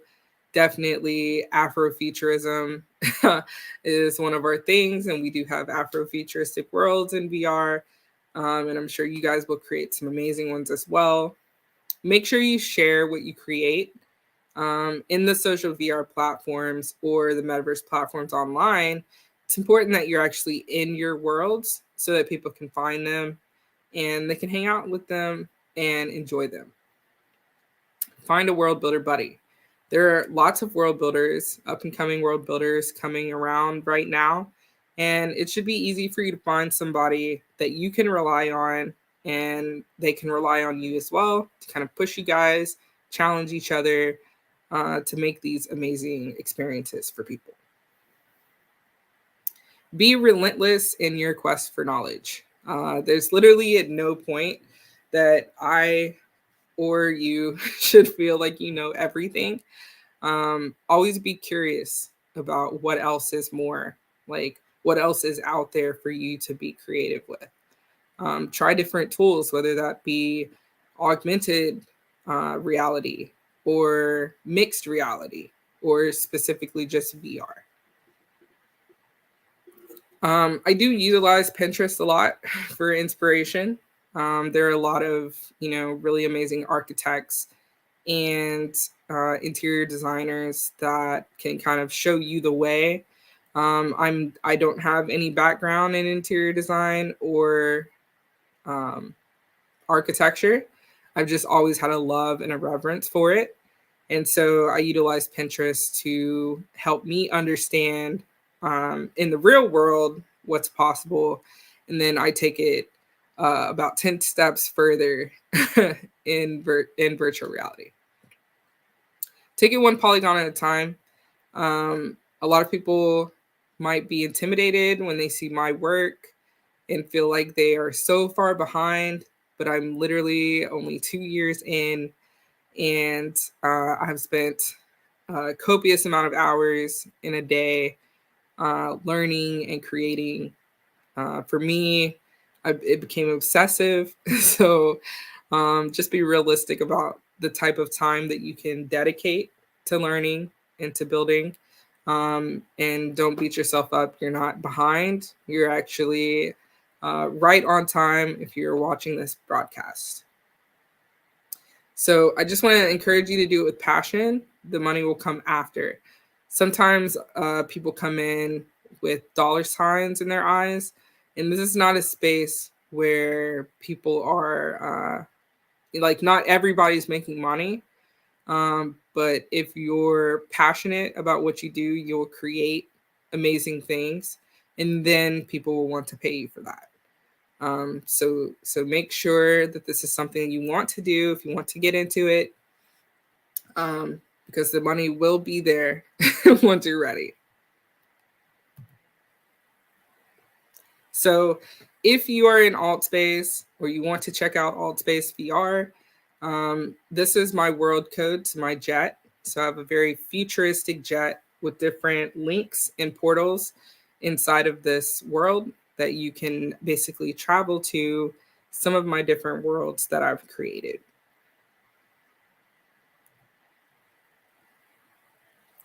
And this is where you can find me. I'm on Instagram, but in Altspace, my username is Artsy. I am on several different Metaverse platforms. I'm pretty consistent. So I'm Artsy or Artsy VR or Artsy Marie in all of them. And I do have a VR World Builder Collective on the shall not be named Facebook platform, but I also have a Discord group that I'm starting for the same reason, just to make sure that I, can go to where the people are. A lot of my community is still on Facebook. So I do have a collective on Facebook to help other up and coming world builders get into world building, because it is important that I pass down the knowledge that I've learned over the past 2 years. And so one of my things is teaching the community how to get into it as well.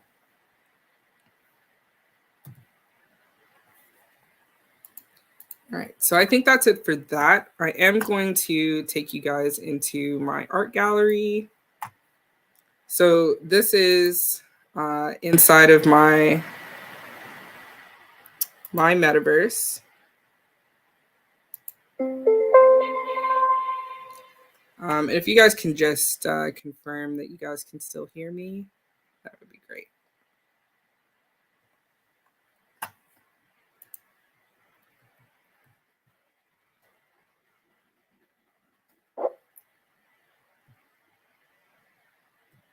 So this is my second edition of my art gallery. So it's the art gallery that I spend the most time in, and I just decided to upload it to my own website. So you can see here, wander.artcvr.com. We're in the Metaverse. People can actually join me in here. I think Nicole met me in here one day on accident. I think she was showing somebody else. But these illustrations are one of the things that I used to do before I got into VR, and VR took my life over. So,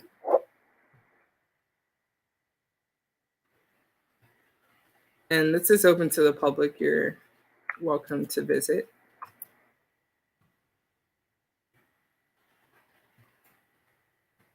And you might see some portals here. I have several different rooms that you can explore. But yeah, so I want to thank you, everybody, for showing up here today and listening and learning.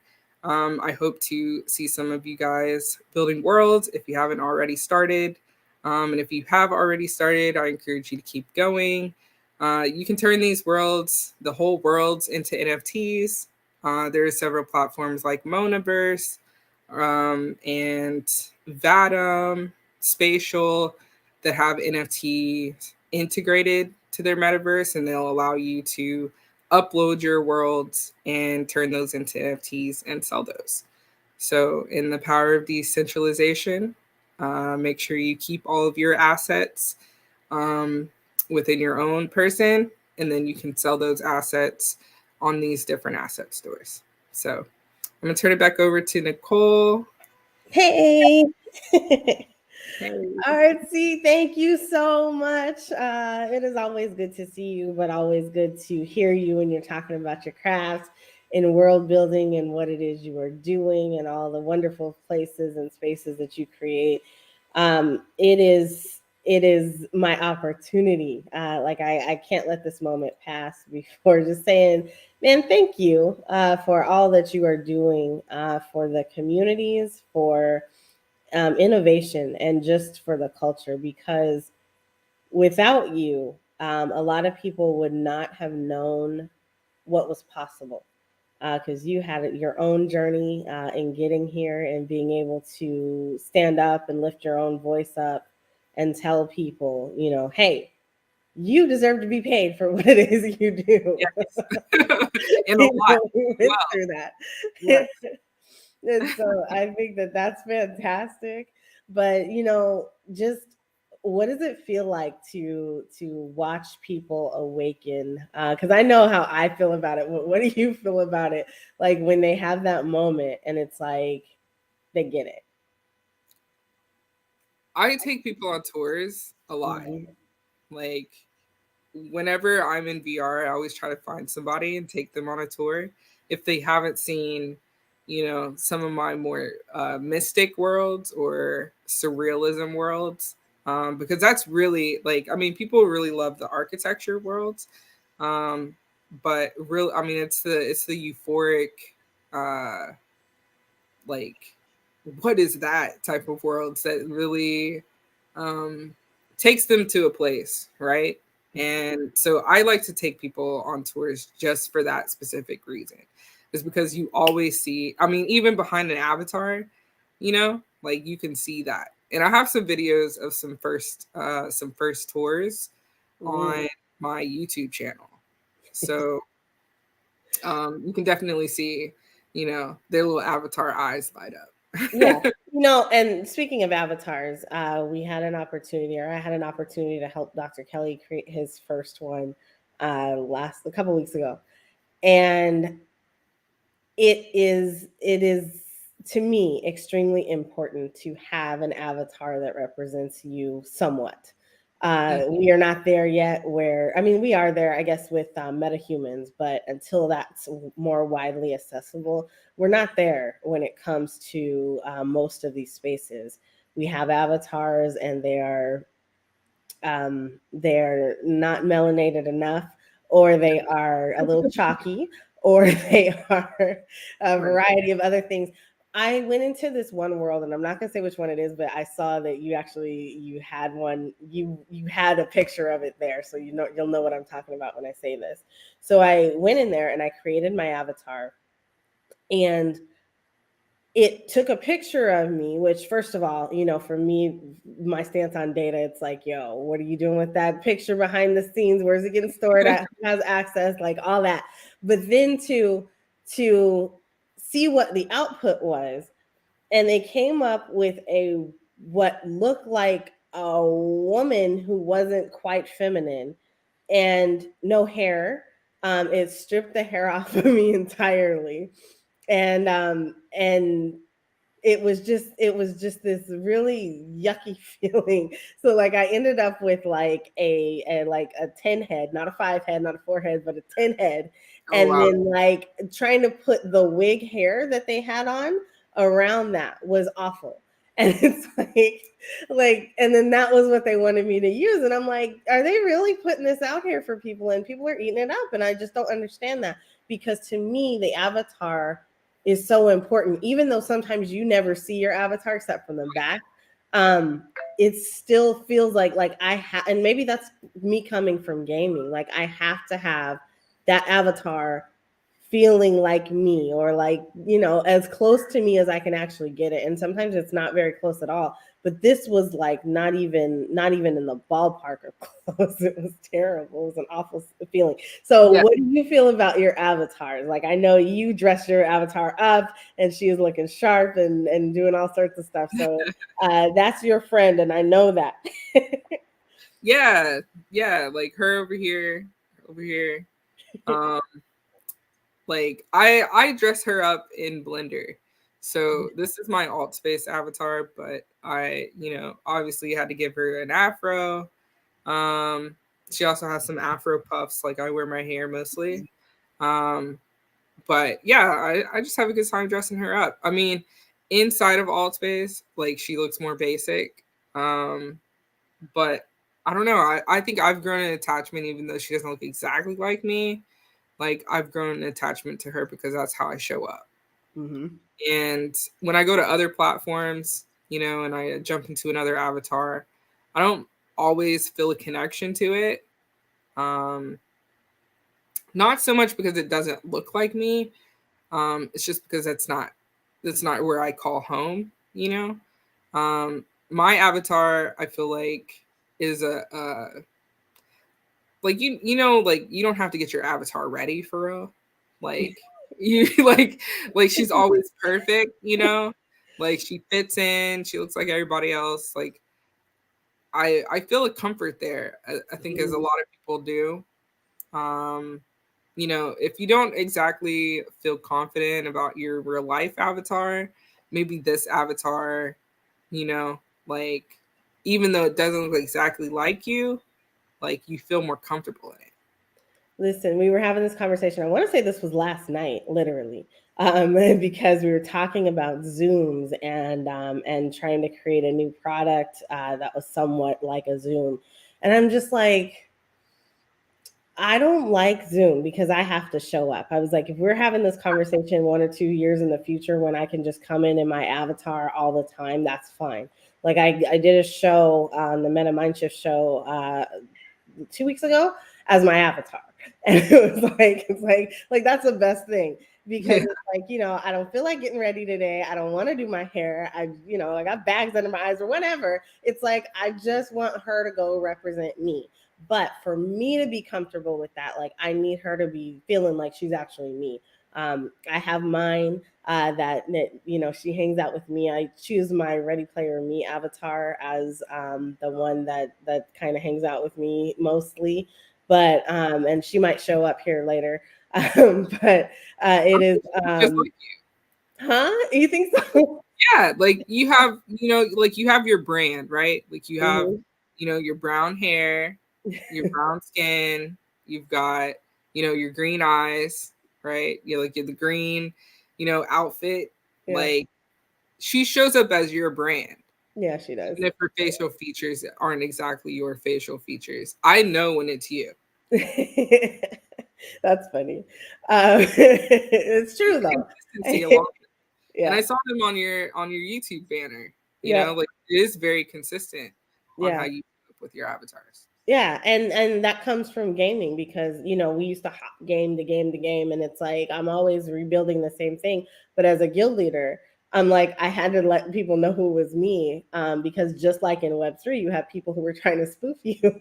And so, yeah, you had to do the same thing. So, yeah, it's very true. You do end up with your personal brand in the metaverse. And so maybe we'll do a duet on that or at some point, where we talk about that and tell people kind of how that is.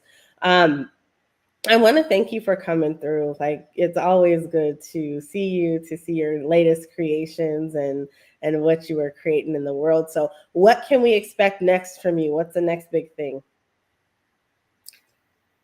So I'm building a sales pavilion for my local horse park. Oh wow. Yeah, they're gonna do the first horse auction in the metaverse. Wow. And that was a pretty big deal for me because I didn't tell anybody locally that I was doing this. They found me on LinkedIn. Oh. Yeah, they were I like, almost said like where you are. I'm not going to say that because this is global. So, that's up to you. But yeah, like that's definitely relevant and that's cool. yeah, we'll be Because, promoting it soon. yeah. Yeah, it's still under works, but it's gonna be in spatial. That's awesome. So Spatial is another platform that we are showcasing. We're going to have 5 metaverses here for the summit, at least 5. We have the multiverse, which we've experienced already. You've taken us through some great alt space and other creations, and so we probably up to 5 already. And then we have some folks that are going to come to us from Crypto Voxels and Spatial. So we are hitting all things. We're also going to take a trip into On Cyber and probably a couple of other places. But yeah, this is the power of decentralization. And so thank you, Artsy, for coming through. This is our 3D world builder of choice.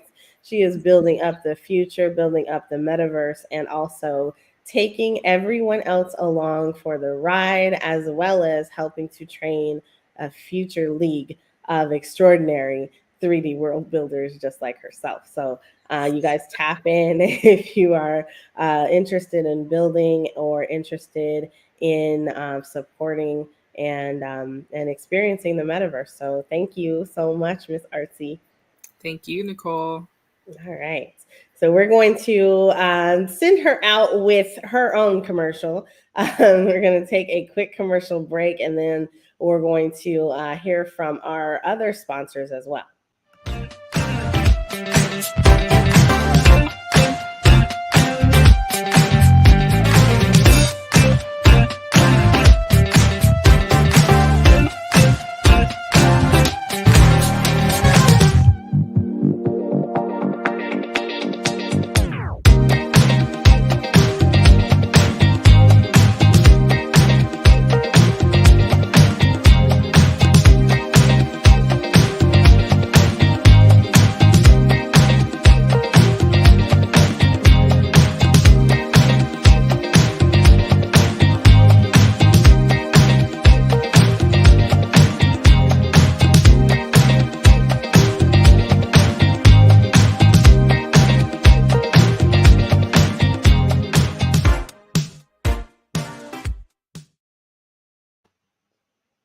All right, so we are here. It is time. The time is nigh.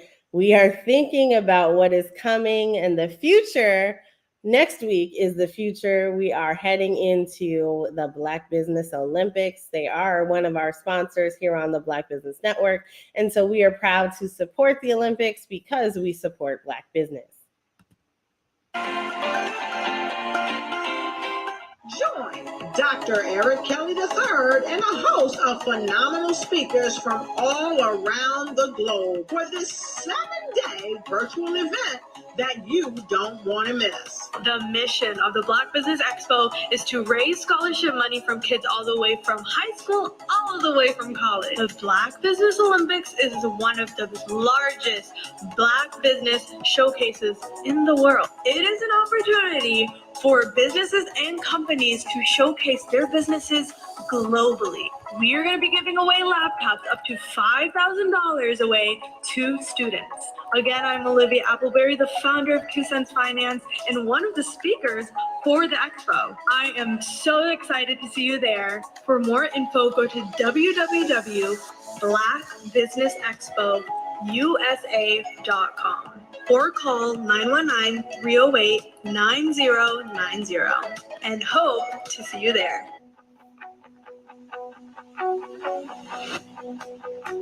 I am Black business. From the moment I wake until the time I sleep. Yes, I am Black business. I am Black business. Tell me, are you Black business? I am Black business. Do you support Black businesses? Listen, I support Black business because I am Black business. Black Business Expo, one of the largest business showcases in the history of Black business in the world. The world. Sign up today at www.blackbusinessexpousa.com or call 919-308-9090. I am Black business.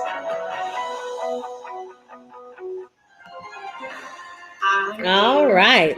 I am Black business. Are you Black business? I am Black business. Do you support Black business? I support Black business because I am Black business.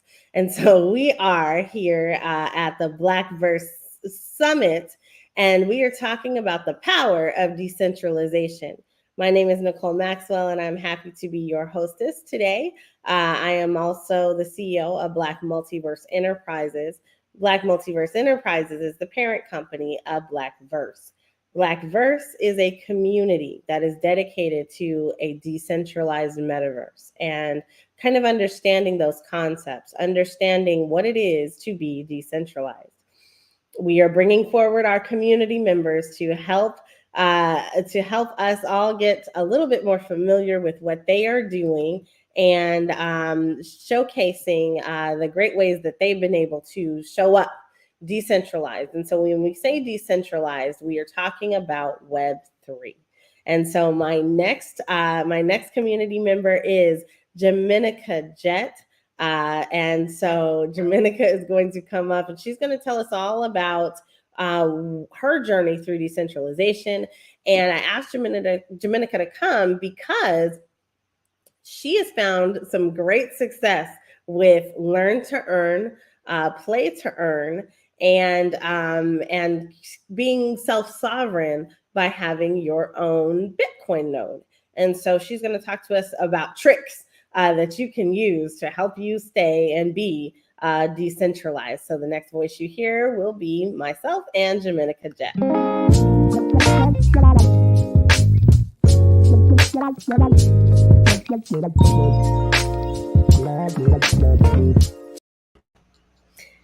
Hey, Jaminica, how are you today? Hey, I'm doing well. How are you?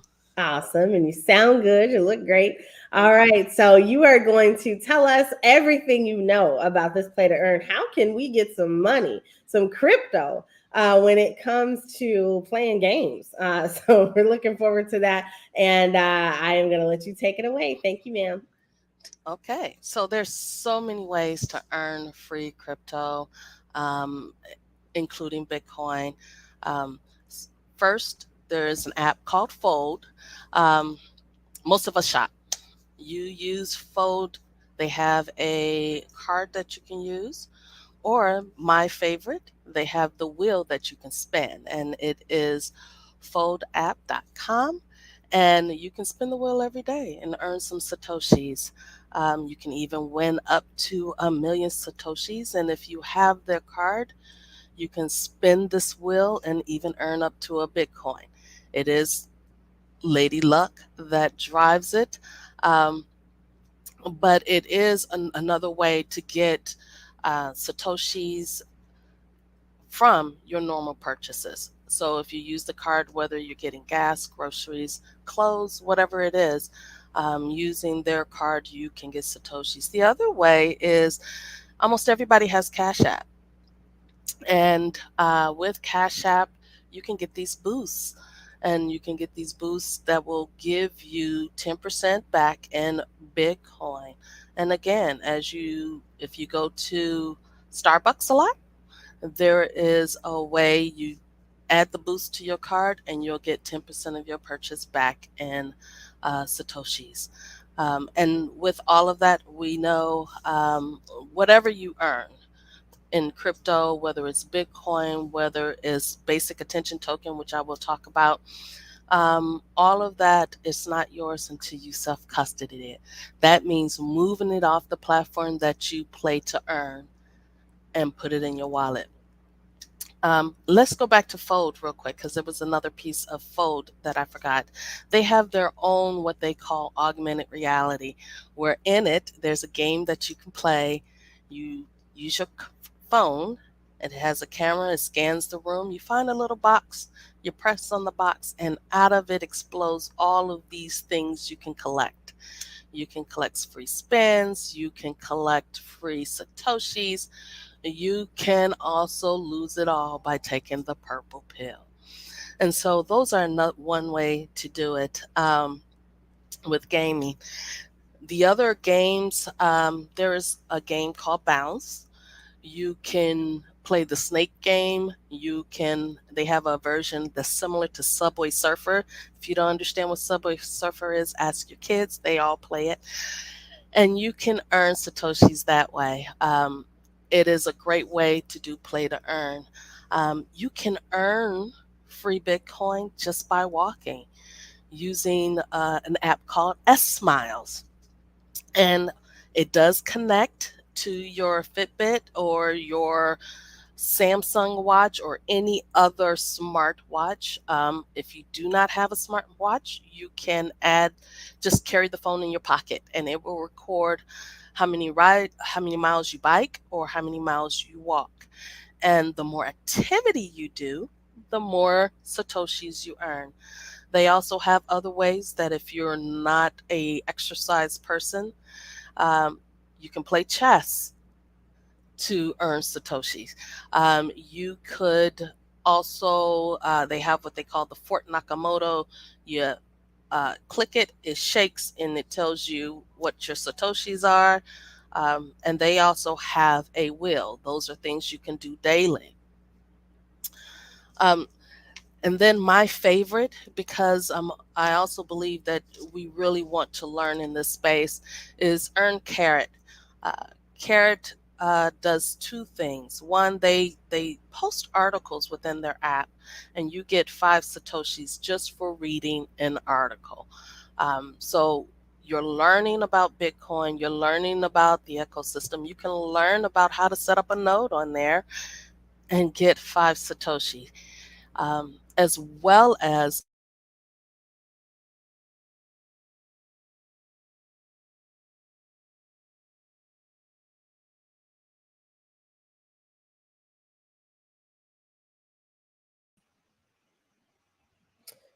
Oh boy.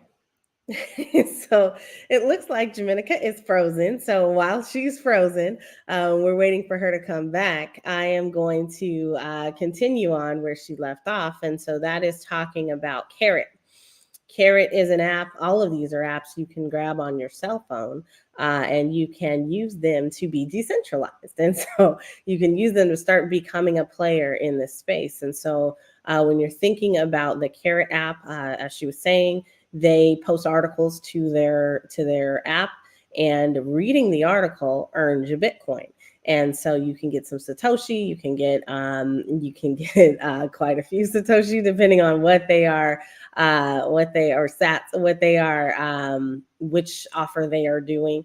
But that is a great way to start accumulation. And so, as with anything, anytime we are talking about crypto and Bitcoin, we definitely want to be mindful of ensuring that we are not.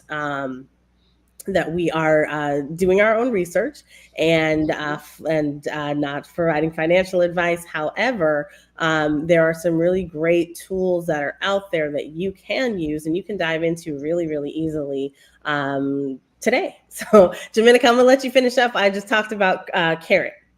Okay. With all of these, and thank you for saying it. I don't know if everyone heard because my internet decided to play around.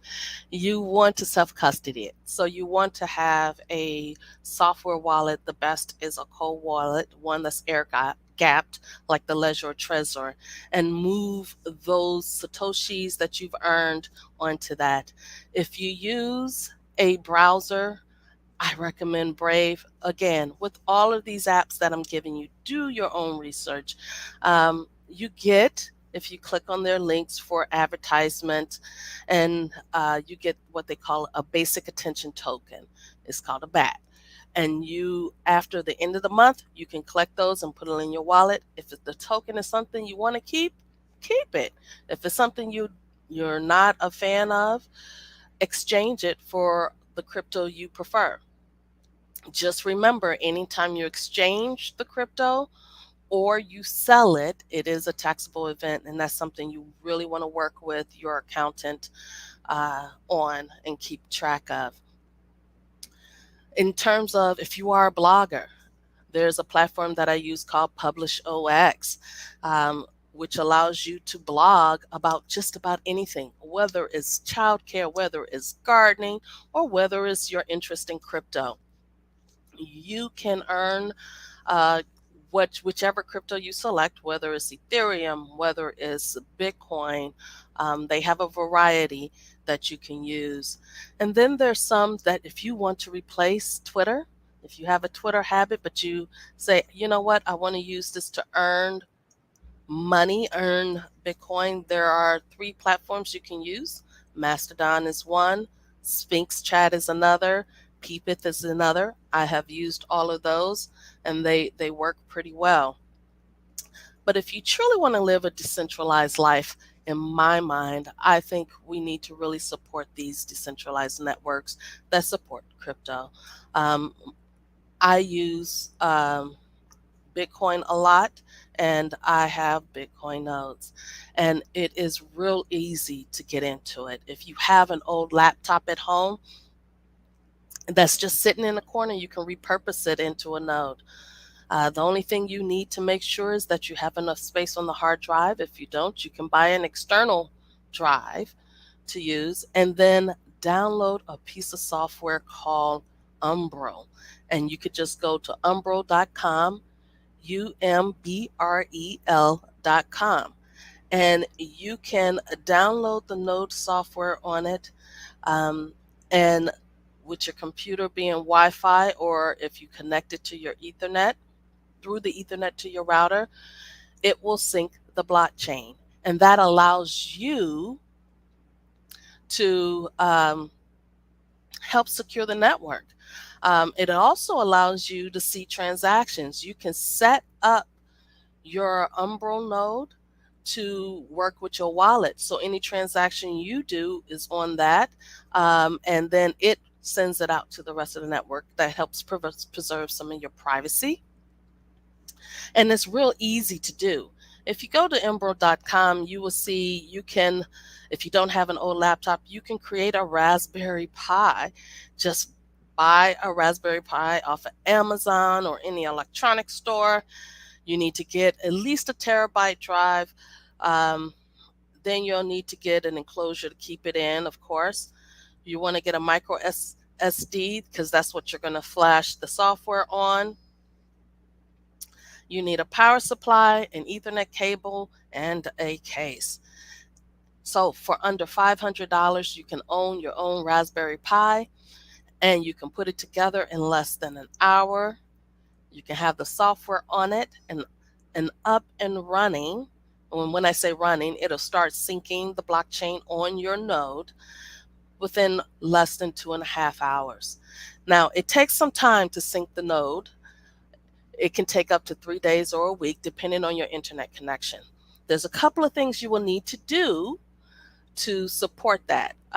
If you go on your router, you want to open up port 8333. You have to remember to do that. Otherwise, you'll have outgoing connections and no incoming. You want to make sure that your node is squarely interacting with the net, so you have the incoming and outgoing nodes, and then it's around around 32. So that'll allow you to do your part. But there's some other features of Umbro that you can use, and those features I really like. As we move towards decentralization, you can really de-Google yourself. And I like that, where you can host on your Umbro server your own private cloud. You can host your pictures. You can host your documents. And on your Bitcoin node, you can also host a Lightning node.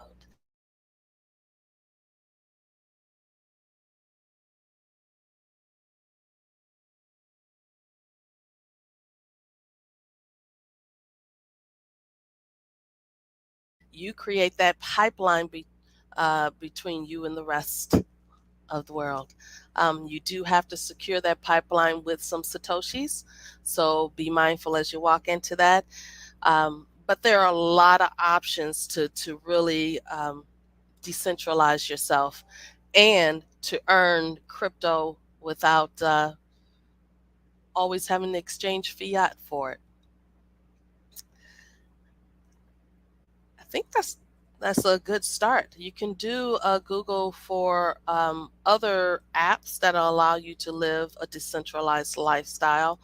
Um, I think, oh, there is an app that you can use if you are a Twitter maniac to earn Bitcoin while you are on Twitter.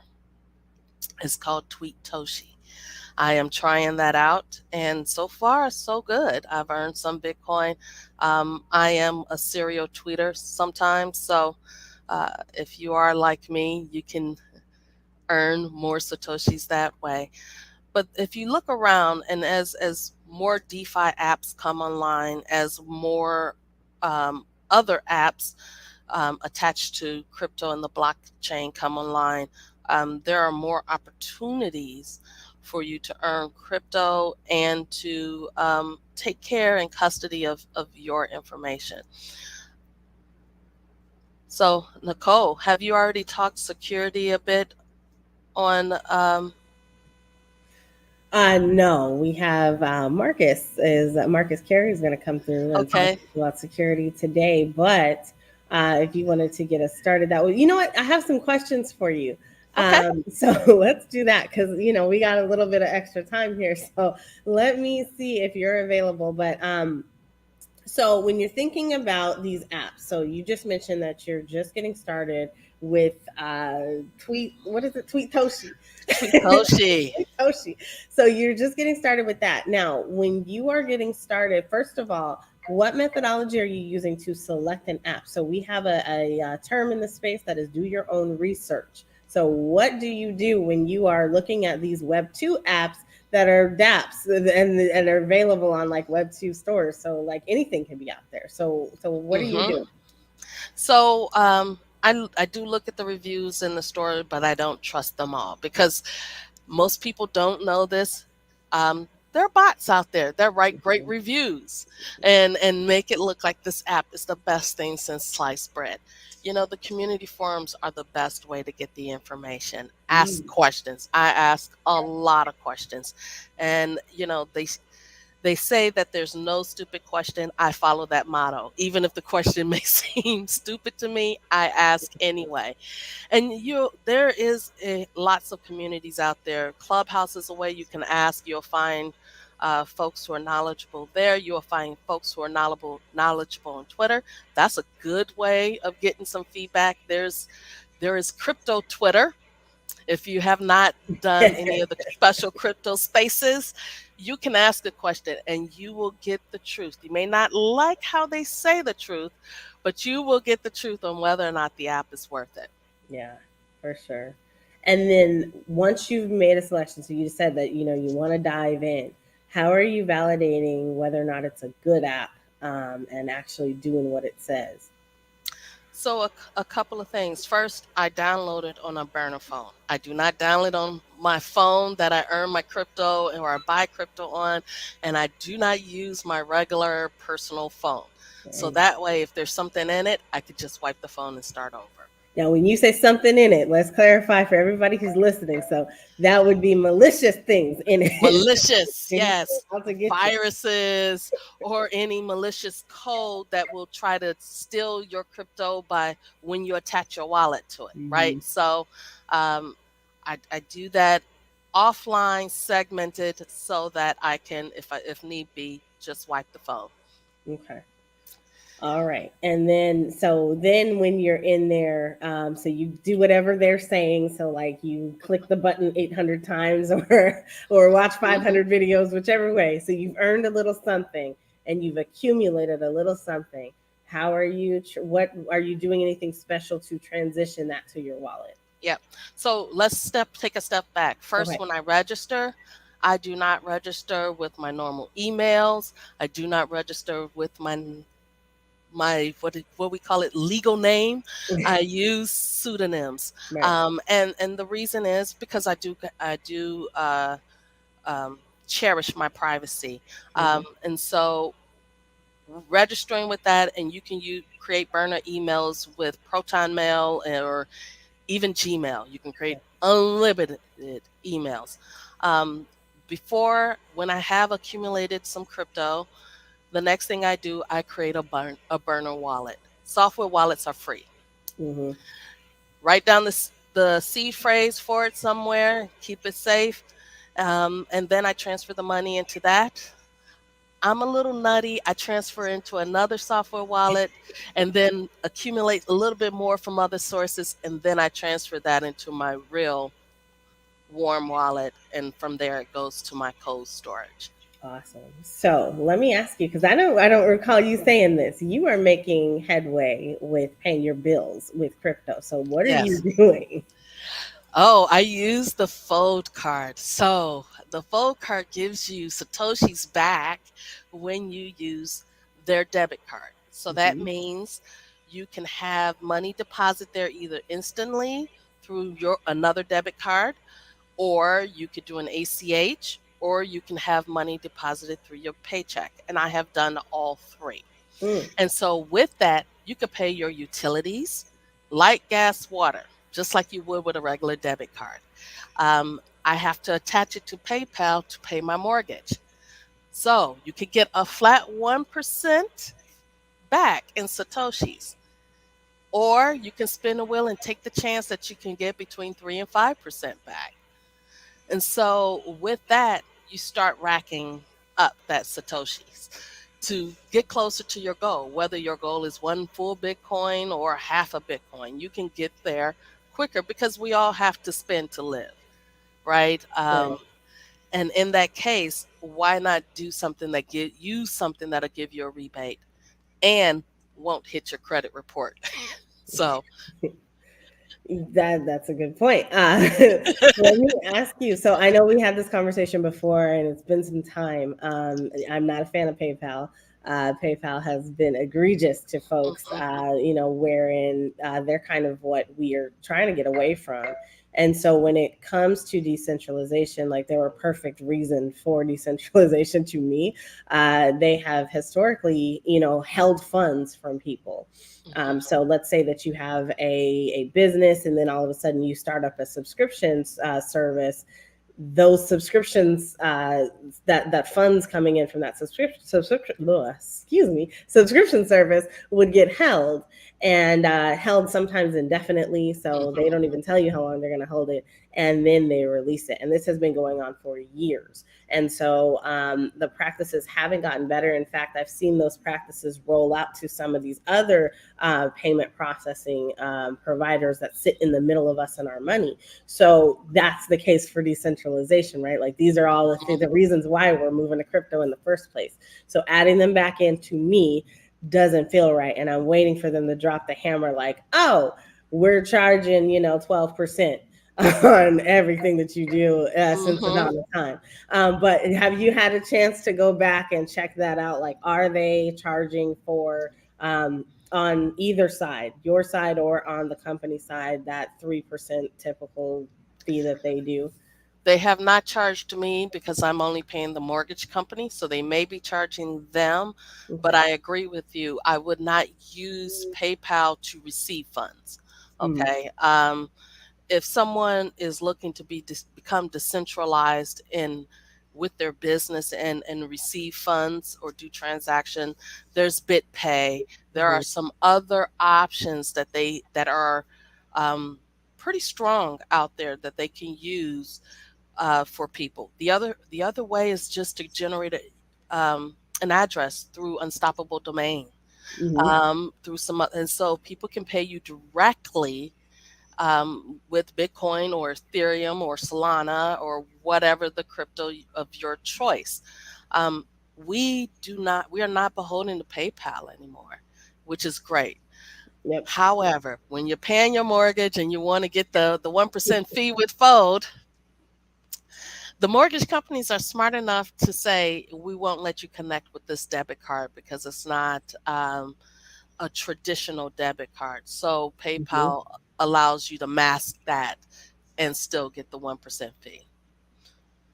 Right So on. I have no issues with using these companies to get what I need, but I'm not gonna receive money and allow them to take from me. So and I don't advise that for anyone else. Right on. Man, so those are all really cool ways. One thing that like I really enjoy is popping into Bitcoin over breakfast with Dr. Shalair Armstrong, Yes. and hopefully she will be on the Black Business Network here very soon. Hoping to see her, but that room is always popping. So you guys, if you are members of Clubhouse, which that is where the Blackverse family began, if you are members of Clubhouse, definitely tap into those rooms if you're up in the morning. So West Coast, it's a long haul for y'all to get up that early. I understand, but if you're on the East Coast, maybe Central Standard Time, maybe even Mountain, pop in because those rooms are full of amazing gems and great people who are always dropping stuff. So besides Bitcoin, we are going to have Miss Naja Roberts herself come through. She'll be here tomorrow at 10 o'clock Eastern Standard Time. But besides Bitcoin, are you dabbling with other things? I heard you talk about that. But are you dabbling? Are you excited about the merge? What are you thinking? So I have mixed feeling on the merge. I have dabbled, and I will continue to dabble. I wouldn't call myself a Bitcoin maxi, but I am strongly an advocate for Bitcoin. Yeah. Um, I have some Ethereum and Ethereum 2 that I staked. It is nowhere near what's required to be a validator, um, which is 32 ETH. But I have dabbled, and I'm looking to see what the outcome. I've done a lot of software integration and upgrades, so they always seem to go well and work well in testnet. I know the merge is live this morning, and sometimes you don't have that crisis happen right off, right? So it's going to be interesting to see how that affects the landscape. Um, because I'm also dabbling in NFTs and participating in a couple of projects. Um, Solana is another one that I've been used, and starting to learn a lot about Pulse and Matic. So yes, this space isn't a one size fit all, which is why I so love it. Right, you can find projects and that interest you and participate, and you do not have to be a developer. They're looking for creatives, they're looking for people who can market. And most of these projects need someone who has just general business sense. Yeah. So Yeah. there's a lot of opportunities to participate without being a techie. Yeah. And that's one thing that's really important.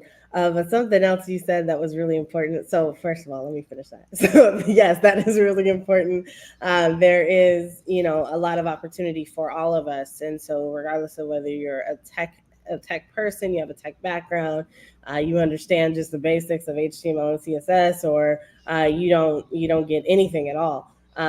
Your skills are needed and required. And that's something. I was on Gatherverse yesterday, and I was talking about the fact that this is the one time that, people who have traditionally been put off. So techies have always been nerds and geeks. Hmm. And then the creatives have always been weirdos, just those weird folks over there, and so we both, in our own ways, we're kind of shunned by the masses.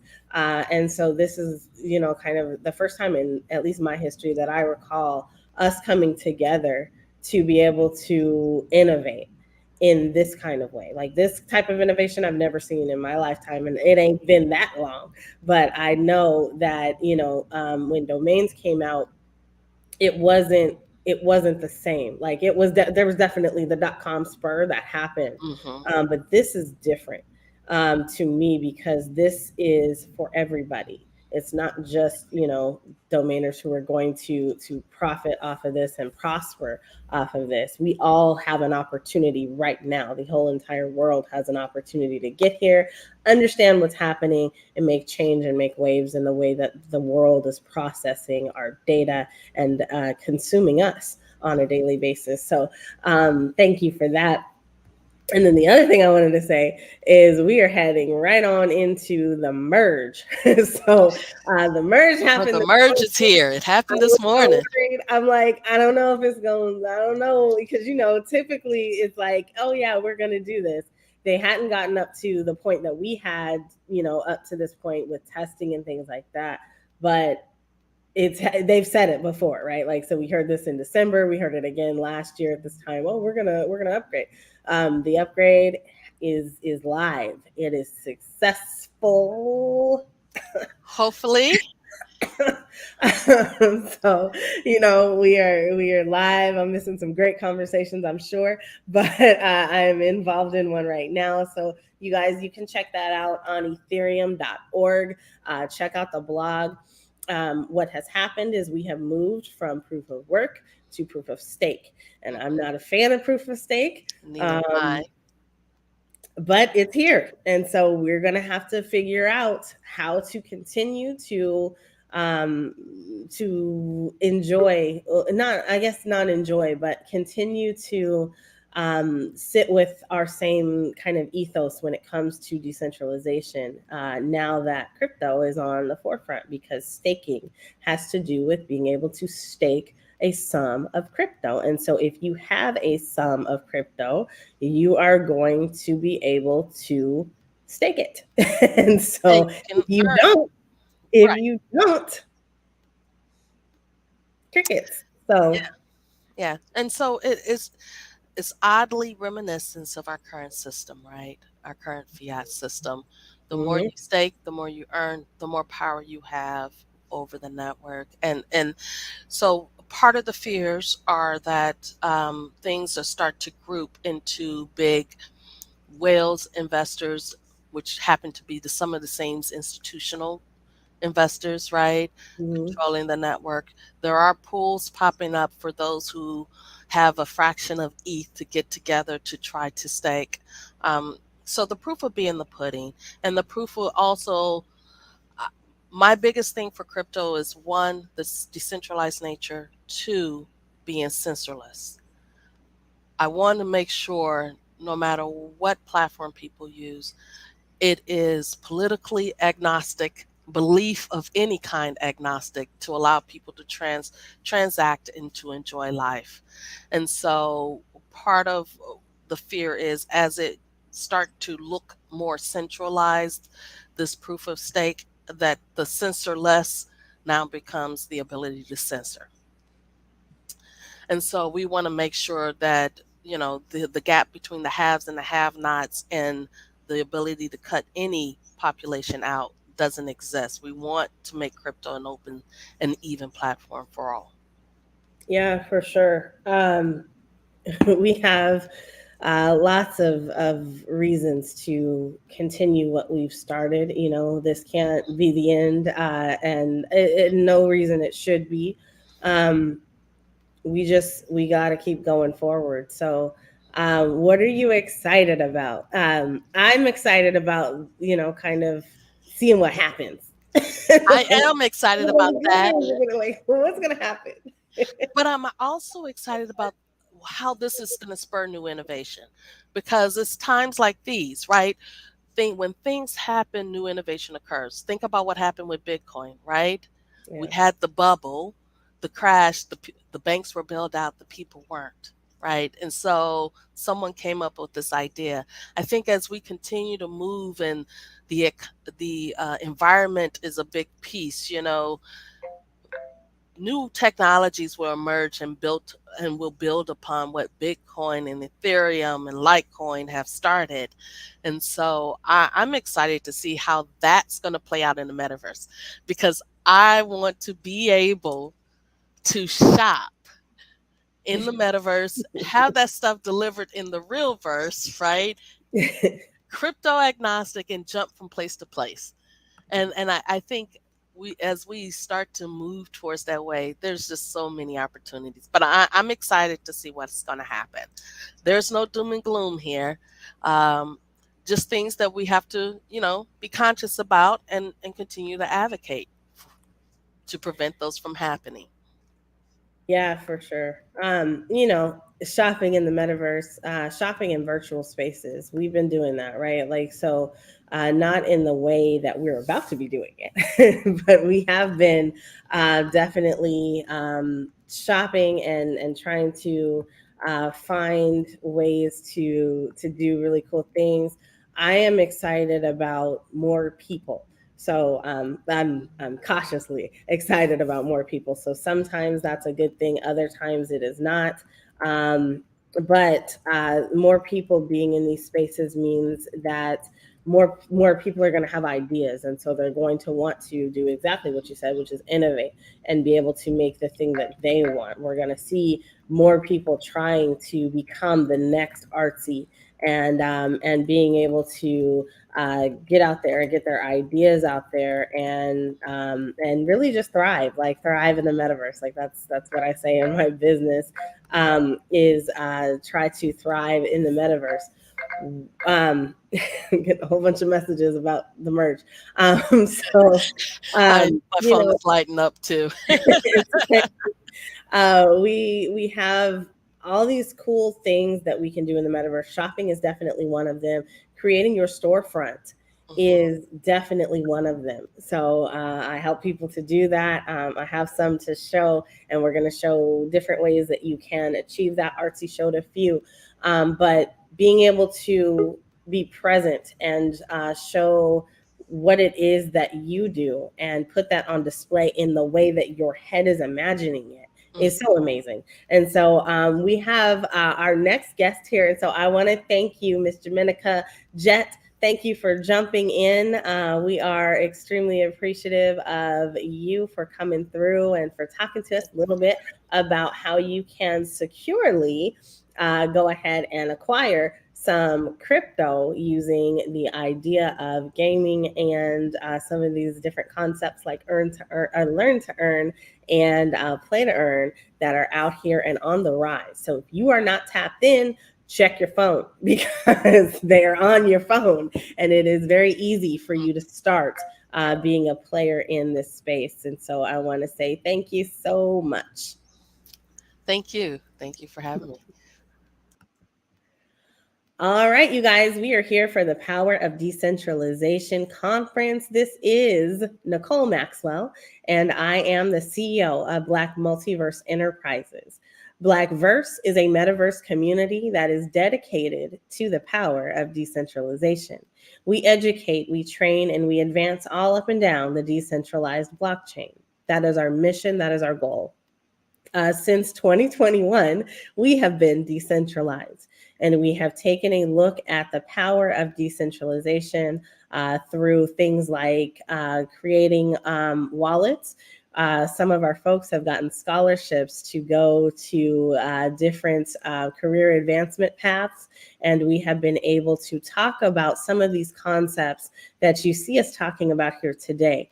What does it mean to operate and to play on the blockchain? And so I have a couple more guests here, and we are going to continue the Power of Decentralization conference. Our next guest is Sonia Kumi. And Sonia Kumi is coming to us from Ghana, and she is, first of all, amazing. But let me go ahead and introduce her correctly. Sonia Kumi is the creator of Digitals. And so she is an innovator, and she is someone who has taken a concept and turned it into reality. She creates she creates jackets as a seamstress. So she creates and designs jackets, and then they are jackets that you can wear. And she also has put those together with the power of NFTs. So she has created a physical and digital asset, and that is called a phygital. And so I am so grateful for her being here today. She's coming to us from Ghana. And so we are good. The next voice that you hear is going to be that of me and Kos, Sonia Kumi, Kospreneur. How are you today? I am doing okay. All right. Well, Can Kos, you hear me? yes. Okay. Yes. All right, Kos, you tell us all about your jackets, and we will see you in a few minutes. Thank you. So I am Kos, and my name is Sonia Kumi, and I am a Ghanaian, and I come from Ghana. I'm based here in Ghana. So I created a jacket, and it's a combination of 3 different textured fabrics. So what I have right now is the combination of suiting fabric, the African fabric, and then denim. And it came from the idea of unity in diversity, where with the idea of people of all nations or tribe or race come together and form a beautiful coalition. And I also believe that the reason why I chose to use African print is because of the fact that African prints and design really work beautifully with the world's design. So yeah, that is Kos jackets. And Kospreneur wears Kos jacket to inspire all entrepreneurs, male and female.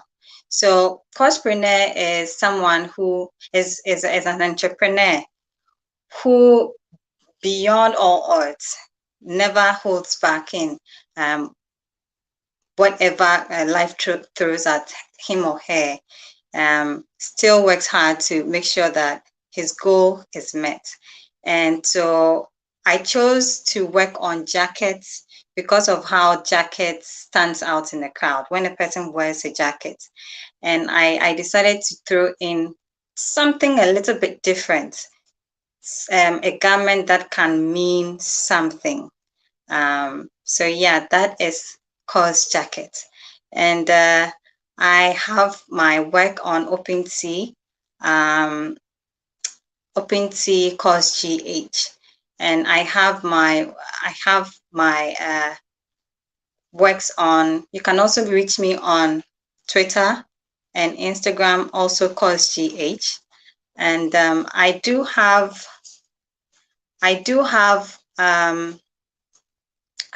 works to show, and Ms. Nicole could help me on that.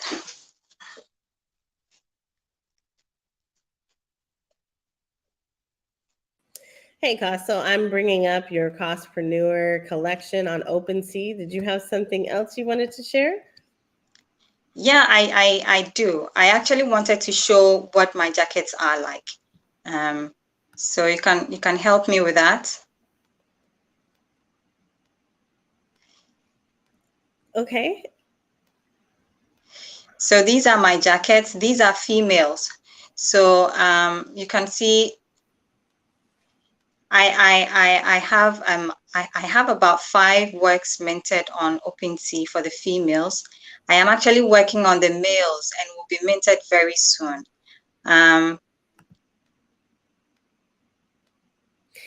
You know, Kos, I absolutely love these jackets. When you're looking at the jacket, I think that it is important on any NFT, frankly, to zoom in.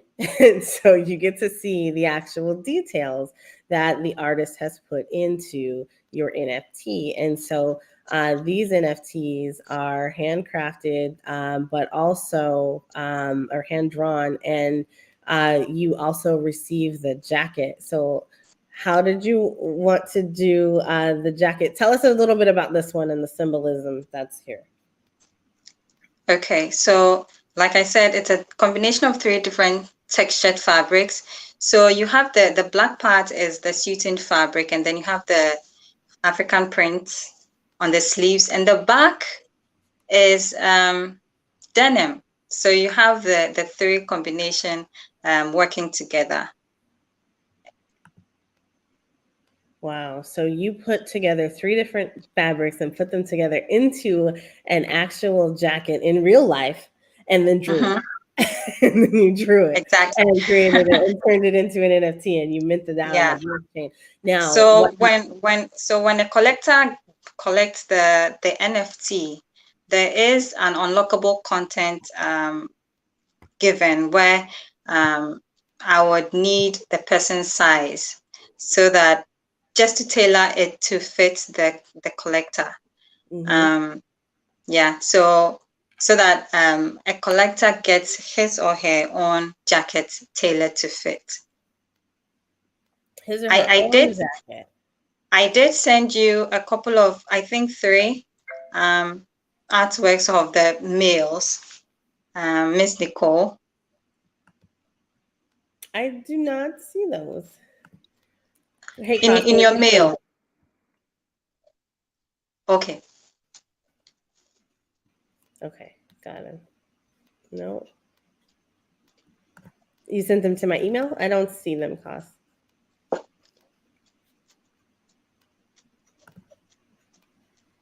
That's all right. While we're looking, we'll talk about what you're talking about. And so you have some, so first of all, the jackets that you created the first time are for females. And so they fit the feminine figure, just like these ones do. But you are saying that you're also creating them for the male.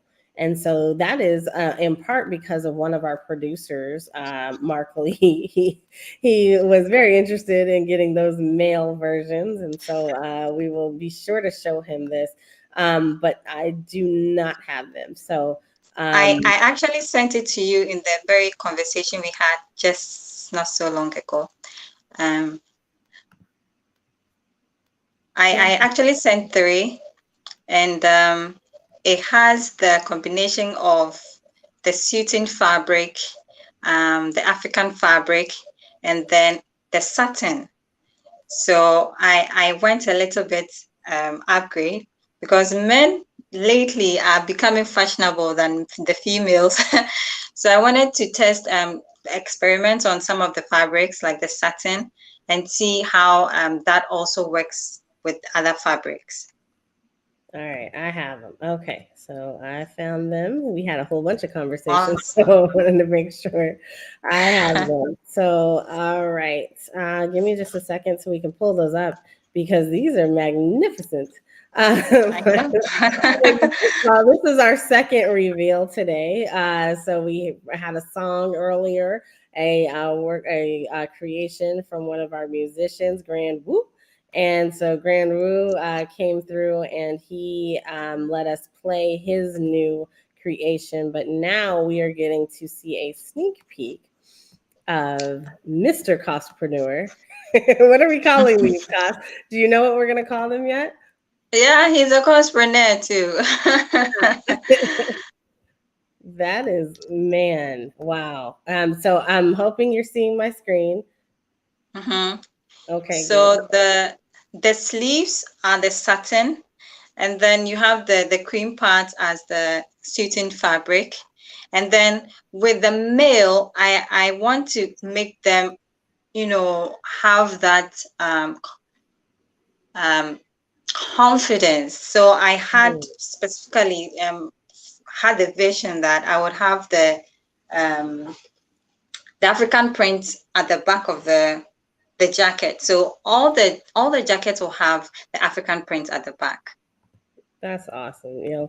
Okay, so y'all have to understand that I'm over here fascinated, and so I am barely doing what I'm supposed to be doing, which is putting these on screen. So here we go. Here is another one. Oops, let me drag this over here. Here's another one. Wow. So this one you have the sleeves, suiting fabrics, and then the satin as the wine parts are satin, and then you have the African print there.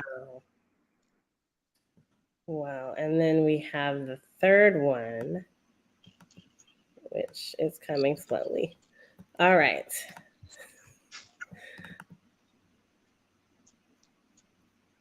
So you have so like I mentioned earlier, I'm yet to mint. There's a little there would be bits and pieces of changes with the artwork, but I just wanted to make sure that I showed for the mail what I am doing actually. So you have the suiting fabric as the gray part, and then the brown is the satin, and then you have the African print there. I'm in love with this. Can we also create us an actual mail to go with the jacket, so that we can like have one of those too? Anyway, so Cost, this is amazing. So right now we have the artwork is done. Are the jackets done already, or?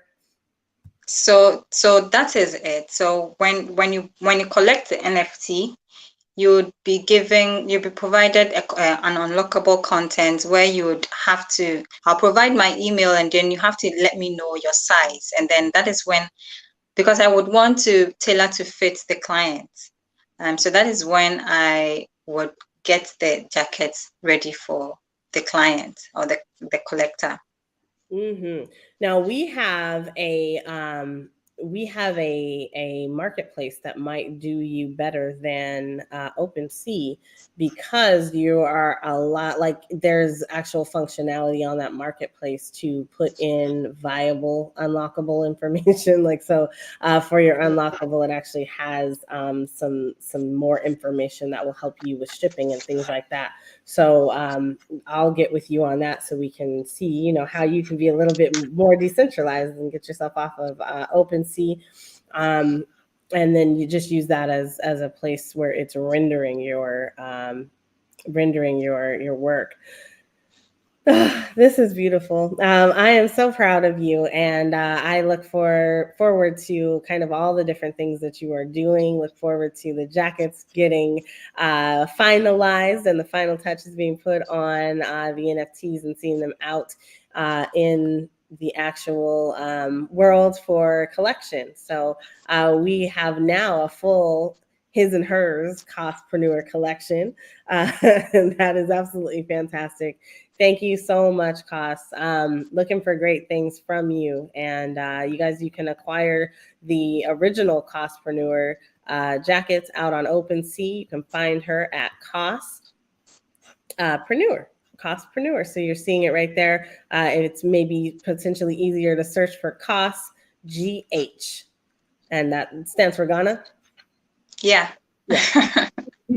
All right. Well, thank you so much, Cos. We appreciate you coming through, and we're definitely going to stay in touch with everything that you're doing. Your creations are beautiful. Thank you so much. Thank you for being decentralized. All right, you guys, we are winding down. However, not before our grand finale. Today, our grand finale is the one, the only Mr. Marcus J. Carey, the security expert, our one and only guy that we go to for literally everything when it comes to security. Marcus Carey, to the stage, please. Hey, how you doing? Hey, Marcus, how are you? I'm doing pretty dang good. Thanks for having me.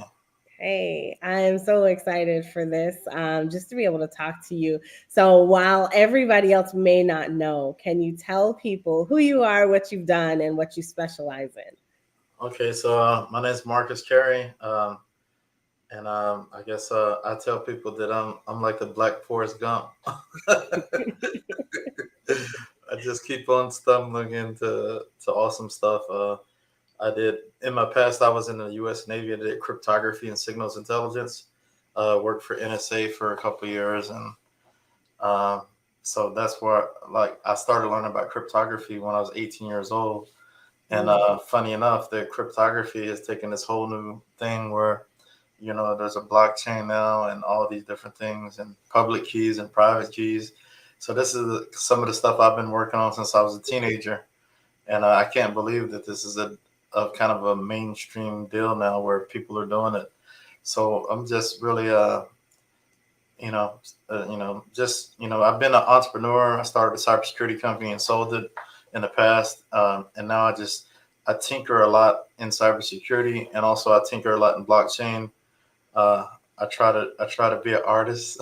I try to do all kind of stuff. I'm crazy. An artist and a cybersecurity expert, and just a cool dude to know. Marcus J. Carey, ladies and gentlemen, is here with us today, and we're extremely excited. I'm extremely excited for this. So, Marcus, what do you think about Web3? Yeah, I think Web3 is awesome. I think I love it how you emphasize being decentralized all the time. I think it's an opportunity to I think that virtual ownership is going to be a thing, and it is a thing. Um, it depends on. I mean, everybody has a different definition for Web three, but when I think of Web three, I think of eliminating the middleman as far as banks go, and what gate. I think some traditional gatekeepers have been to attaining attaining property, wealth, things of that nature. I think eliminating the middleman, being decentralized, so you can transact without having somebody in the middle of it, for the most part. And so, what makes Web3 is that I believe that you take the traditional stuff that we built in Web 2 and all that stuff, and then you add the component where you can transact peer to peer with nobody in the middle, and then I think you have Web 3. So they are digging your background there, Marcus, in the comments. You got Uh, us going wild over there. I'm Uh, funny that the background. What's funny about this background is people ask me if it's fake. oh wow. Hey, is that real? Like, yes, it's real. I'm, I'm Uh, I'm a big kid trying to relive my little childhood with all this stuff. hey, that's grown up stuff back there. So let me ask you, why should people want to be decentralized from a security standpoint? Like, what is it about Web 2 that is happening right now that people need to understand this space? Why should they gravitate towards Web 3? I think that if you a lot of people that try to make transactions, like if I try to set up a PayPal account or something like that, there's those some people get their money tied up in PayPal and they can't get it out. For instance, that's the Mm, reason why you want to be decentralized. I would hate that. I'm building something. I've heard people get millions of dollars tied up in PayPal. That's crazy, yeah. right? So if you own your wallet, then you own that wallet. Another thing that is awesome, the lady that you had up before, Kas, she's in Ghana. Like now, Mhm. I can actually help my brothers and sisters in Ghana by buying their art, supporting them, sending and transacting with them. And in that case, uh, you know, there's regimes all over the world that are not good. And I'm not talking about Ghana, but I'm just saying that there's middle people all over the place. Everybody wants to be in the middle, right? Yeah. so so the fact that we can actually build some, I can, and I've worked with a couple of artists from Africa, and the fact that I can work with my brothers and sisters over there, transact that stuff, that's freaking dope. You know what I'm saying? And that's why that's the reason to be decentralized, is because uh, we can have this digital economy that exists, in the metaverse per se, and help build each other up. And there's people out there that and definitely artists, and what we people call developing countries, third world countries, and things of that nature, that we can actually transact, interact with them. They can be creative and be on a world stage with the rest of us. So I love it. It's dope. That's why it's important, and people should embrace it, because there's never been something like this before. By the way, this is I don't think people recognize how revolutionary this is. Yeah, for sure. And it definitely is revolutionary, and people are making great strides, including this person on stage with me right now. You have done some pretty fantastic things in the Web3 world, one of them being Metaversable. And so I want to talk a little bit about that because you did say you're an artist. So can you tell us a little bit about Metaversable and why you wanted to do that? Yeah, so Metaversal was I got together a group of people, and when I first got into Web3, I noticed that people was getting hacked all the time. So, and like people were getting hacked because they were giving their private keys up and things of that nature. And so, what I wanted to do with that is I wanted to try to build tooling to help people be more secure online. And so we did an NFT. That NFT helped fund development of a couple of different tools. We had a browser plugin. We built all kind of little tooling and stuff to try to help people stay safe. Um, I've been continuing that work recently. I don't know if you heard about this. This happened yesterday. Um, I just won a 50K grant from uh, the Pop Community CPG Crypto Package Goods. You heard of them? They did a they did a project. Wow. Yeah. Congratulations to you. For which project? That's absolutely amazing, first of all. So, again, this is the third thing you're hearing right here at the Blackverse Summit. So, thank you. But what was the project, and kind of what was your process for getting approved for the grant there?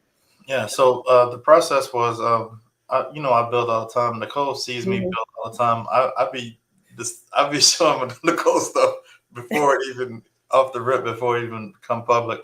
The payroll project, the payroll 3 project. I created a what we're calling a smart wallet, and that smart wallet allows you to put money into it, and it distributes the payments to all the people on the payroll. So a Web3 payroll version is kind of like if people did businesses, you have an ADP or something like that where you do your payroll through. I built a digital version of that with smart contracts and stuff. So that got a 50K grant, and so I'm going to be working on building that out. So I'm building a lot. I'm always coding.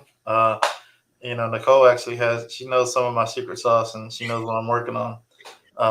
But big picture. Again, like what's dope about this is that um, anybody can anybody can get to the point where they can write code. That's what I want to really get to, fam. I want to get to the point where I'm actually teaching other people how to develop these dApps and write smart contracts and all that stuff.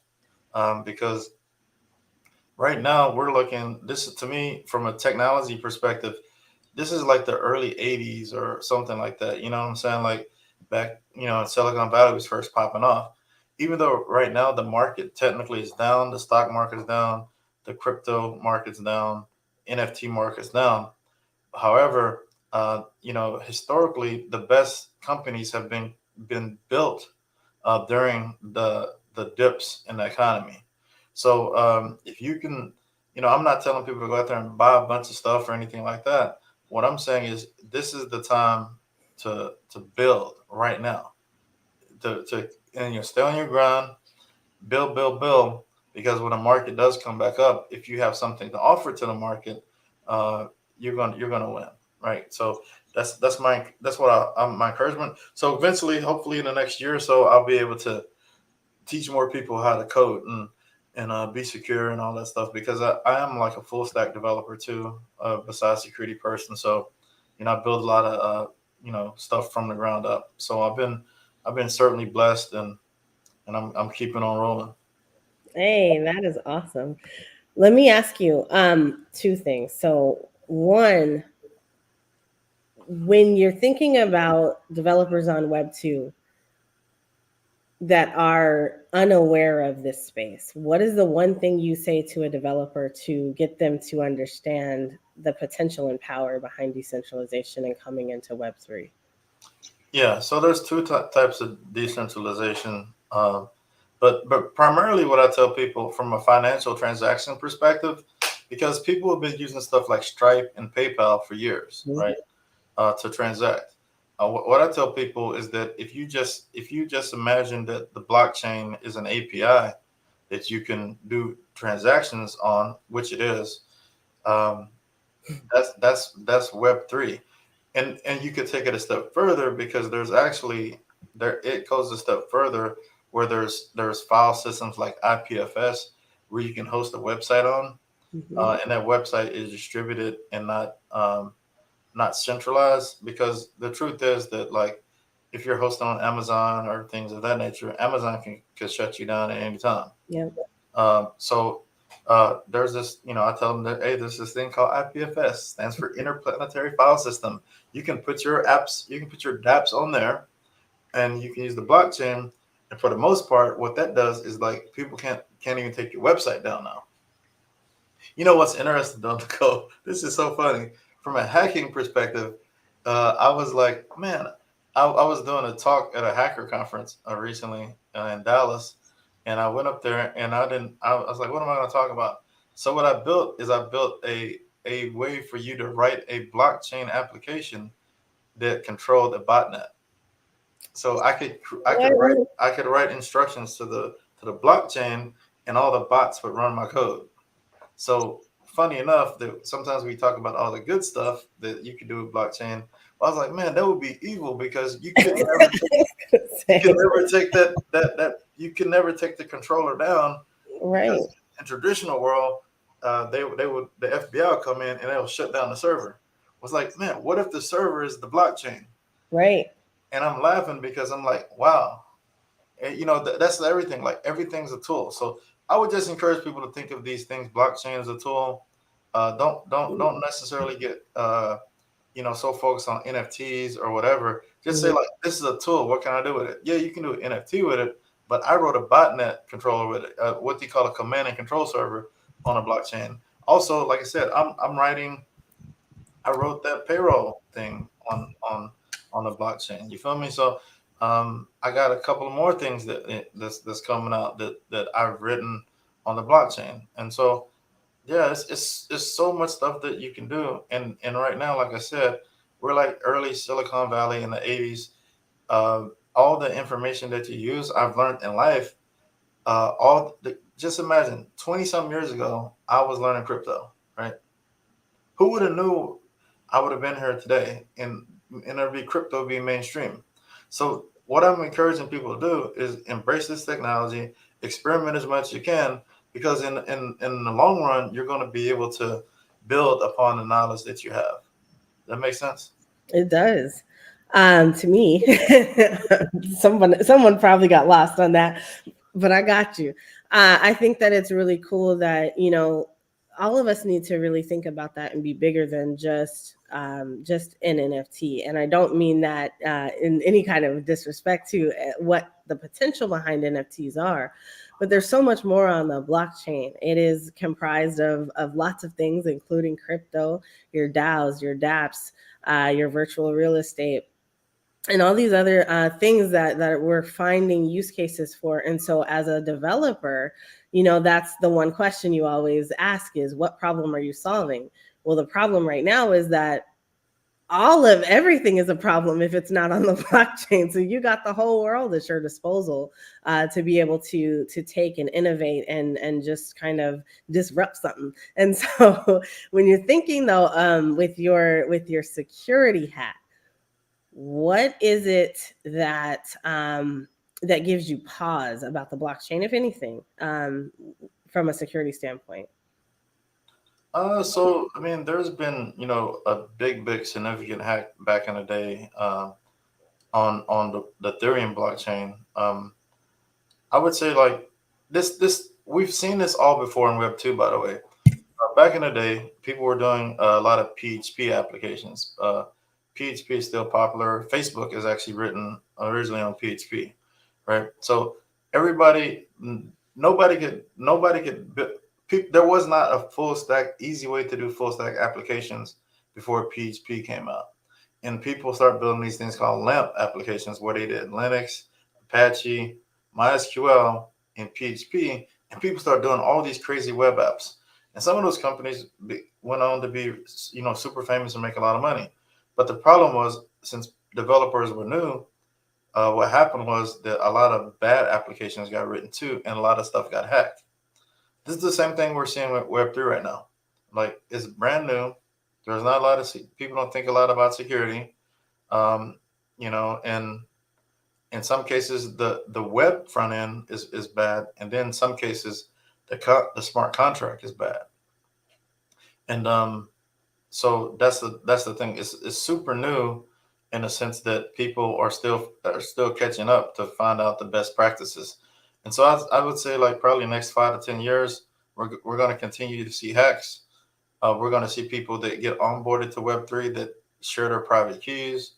There's going to be all those different things that there's going to have to be some education on the developer side, because developers are smart, but this is a new paradigm where, like, oh snap, you didn't set up, for instance, like a lot of hacks that we're seeing, where people are just taking advantage of the badly written contracts. And so we've seen this, like, $20 million hack, $100 million hack, this $1 million hack. And so we keep on seeing that, is because in some cases, to be like, keep it a buck with you, sometimes scammers set up sites and then run off with the bag. There's been rug pulls and NFTs. People, see that all the time.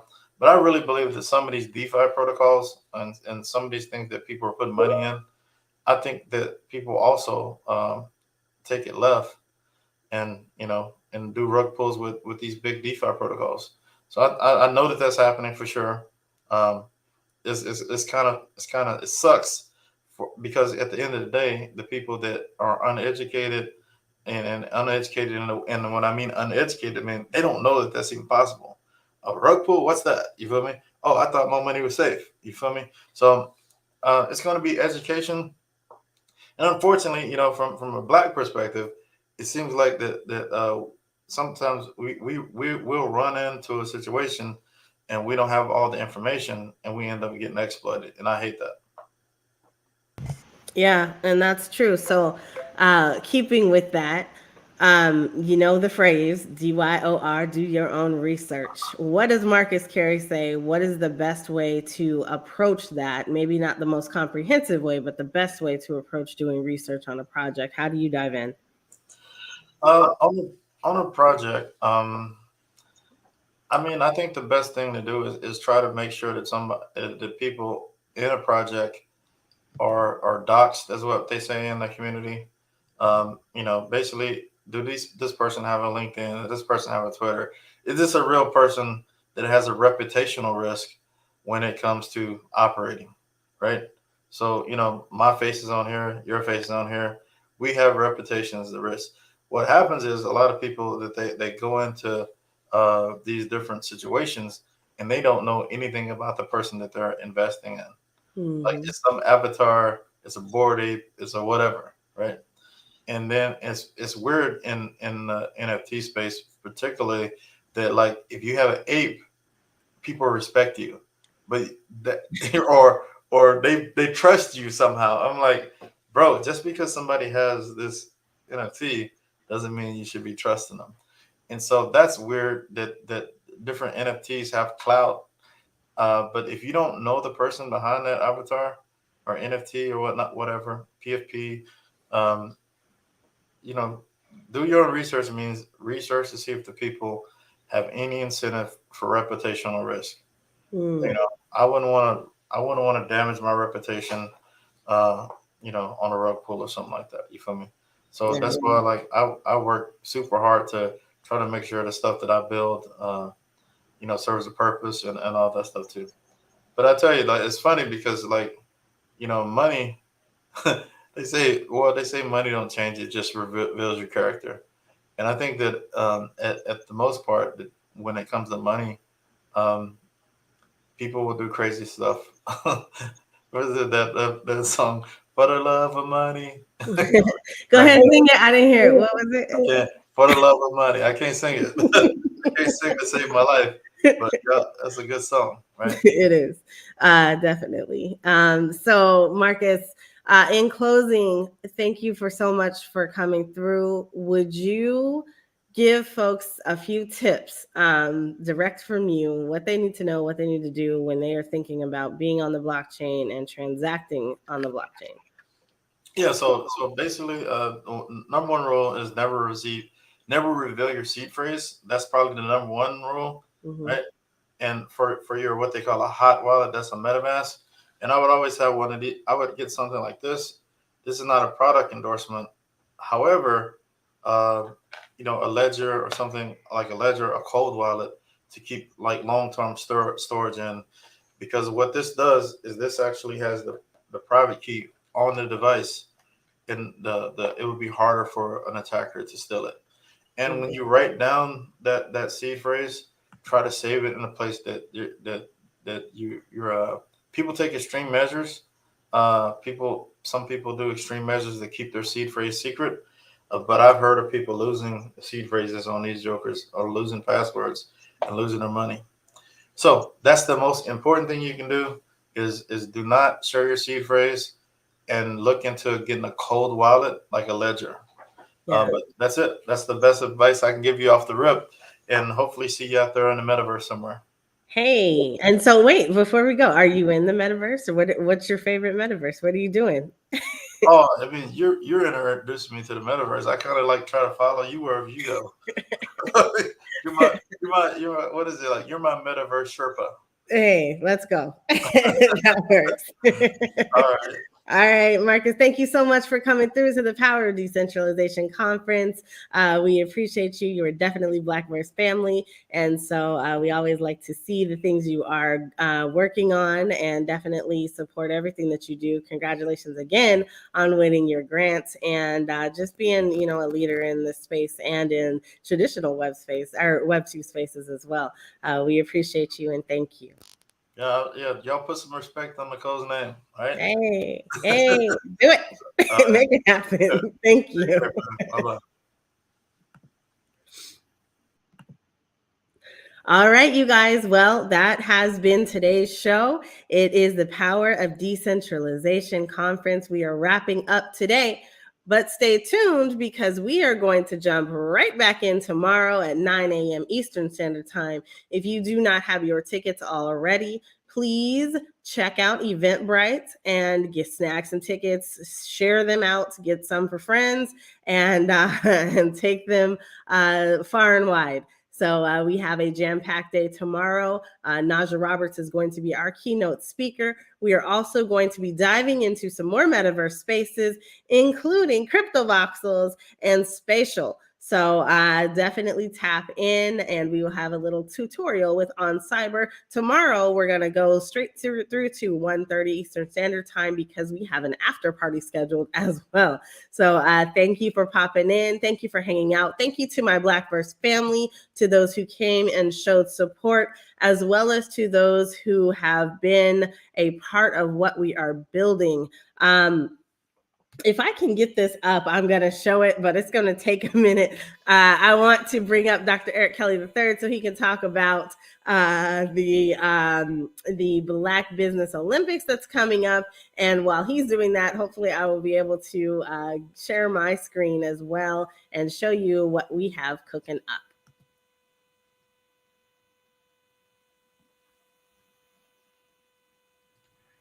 Thank you, thank you, thank you. Oh, what a mighty day that we've had as we look at all of the great people that were here today. When you begin to talk about the metaverse, you begin to talk about Web3, this is the place to be. Marcus, oh my goodness, I just enjoyed everything he was talking about, because being an artist and thinking about being in the metaverse, one of the things you got to think about is security. And that truly was a great presentation. And then, of course, Kaz got, oh my goodness, Kaz really talked about and showed her her artwork, her clothing design. And she also asked all of you to reach out to her and let her design something for you. And that is what it's all about. You know, when you begin to think about the music, we had Grand Wu to come up, and Grand Wu just talked about his music. Unfortunately, we didn't get a chance to hear the whole song, but you can go and open see. And as I understand it, he's Grand Wu, or Grand underscore Wu, on all the social media. So make sure that you go there. And then, of course, one of the stars of the day was Artsy, as she showed you her world building. And what world building is, if you don't know, now you know. And that was just amazing, the kinds of things that she was able to show all of us.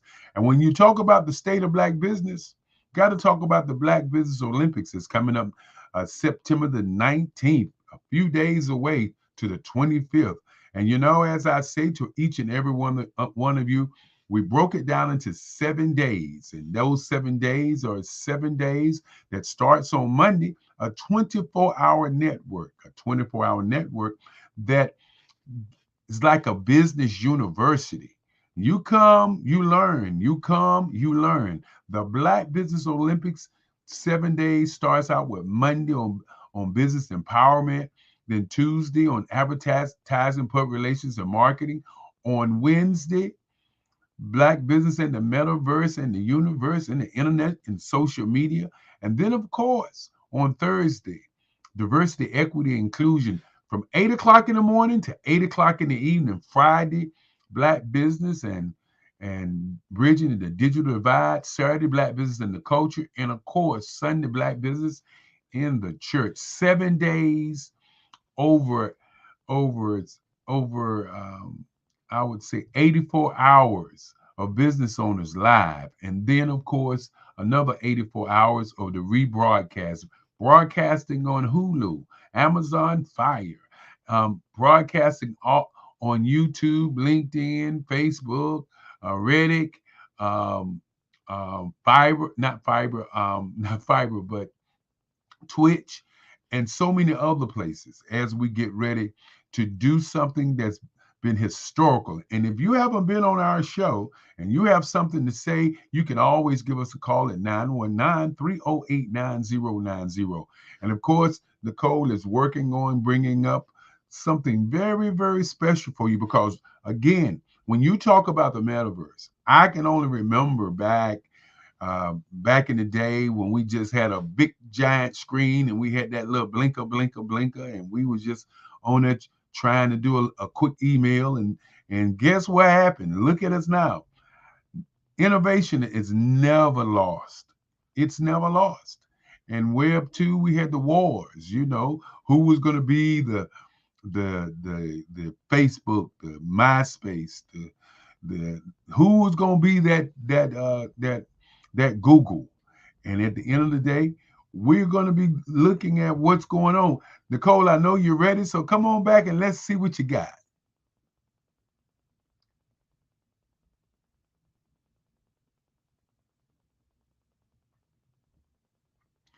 The Black Business Expo, one of the largest business showcases in the history of Black America. I know what was going on. No, I am trying to get this to refresh, so I may not be able to show it today. We may have to do this tomorrow, but I'm gonna try one more time, and if I can get it up, we will be in business. Of course, it's gonna come. It's the Black Business Expo. It's gonna come. And again, we want to thank all of you for tuning in and all of the great sponsors that were sponsors. Thank you so very much. This is a show for the people, by the people, with the people. Yes, for the people. Okay. Let me share my screen really quickly. I am finally able to share this. It took a minute, and I apologize for that, but it is fantastic, and I want everybody to see this live. We are going to be showcasing this next week at the Black Business Olympics. And so we have something really extraordinary and exceptional to showcase, and that is our space here in the multiverse. This is Black Multiverse, and so we create spaces like this and provide them for people, but this is our exhibit. So this is the Black Business Expo, Black Business Olympics Hall of Wonders.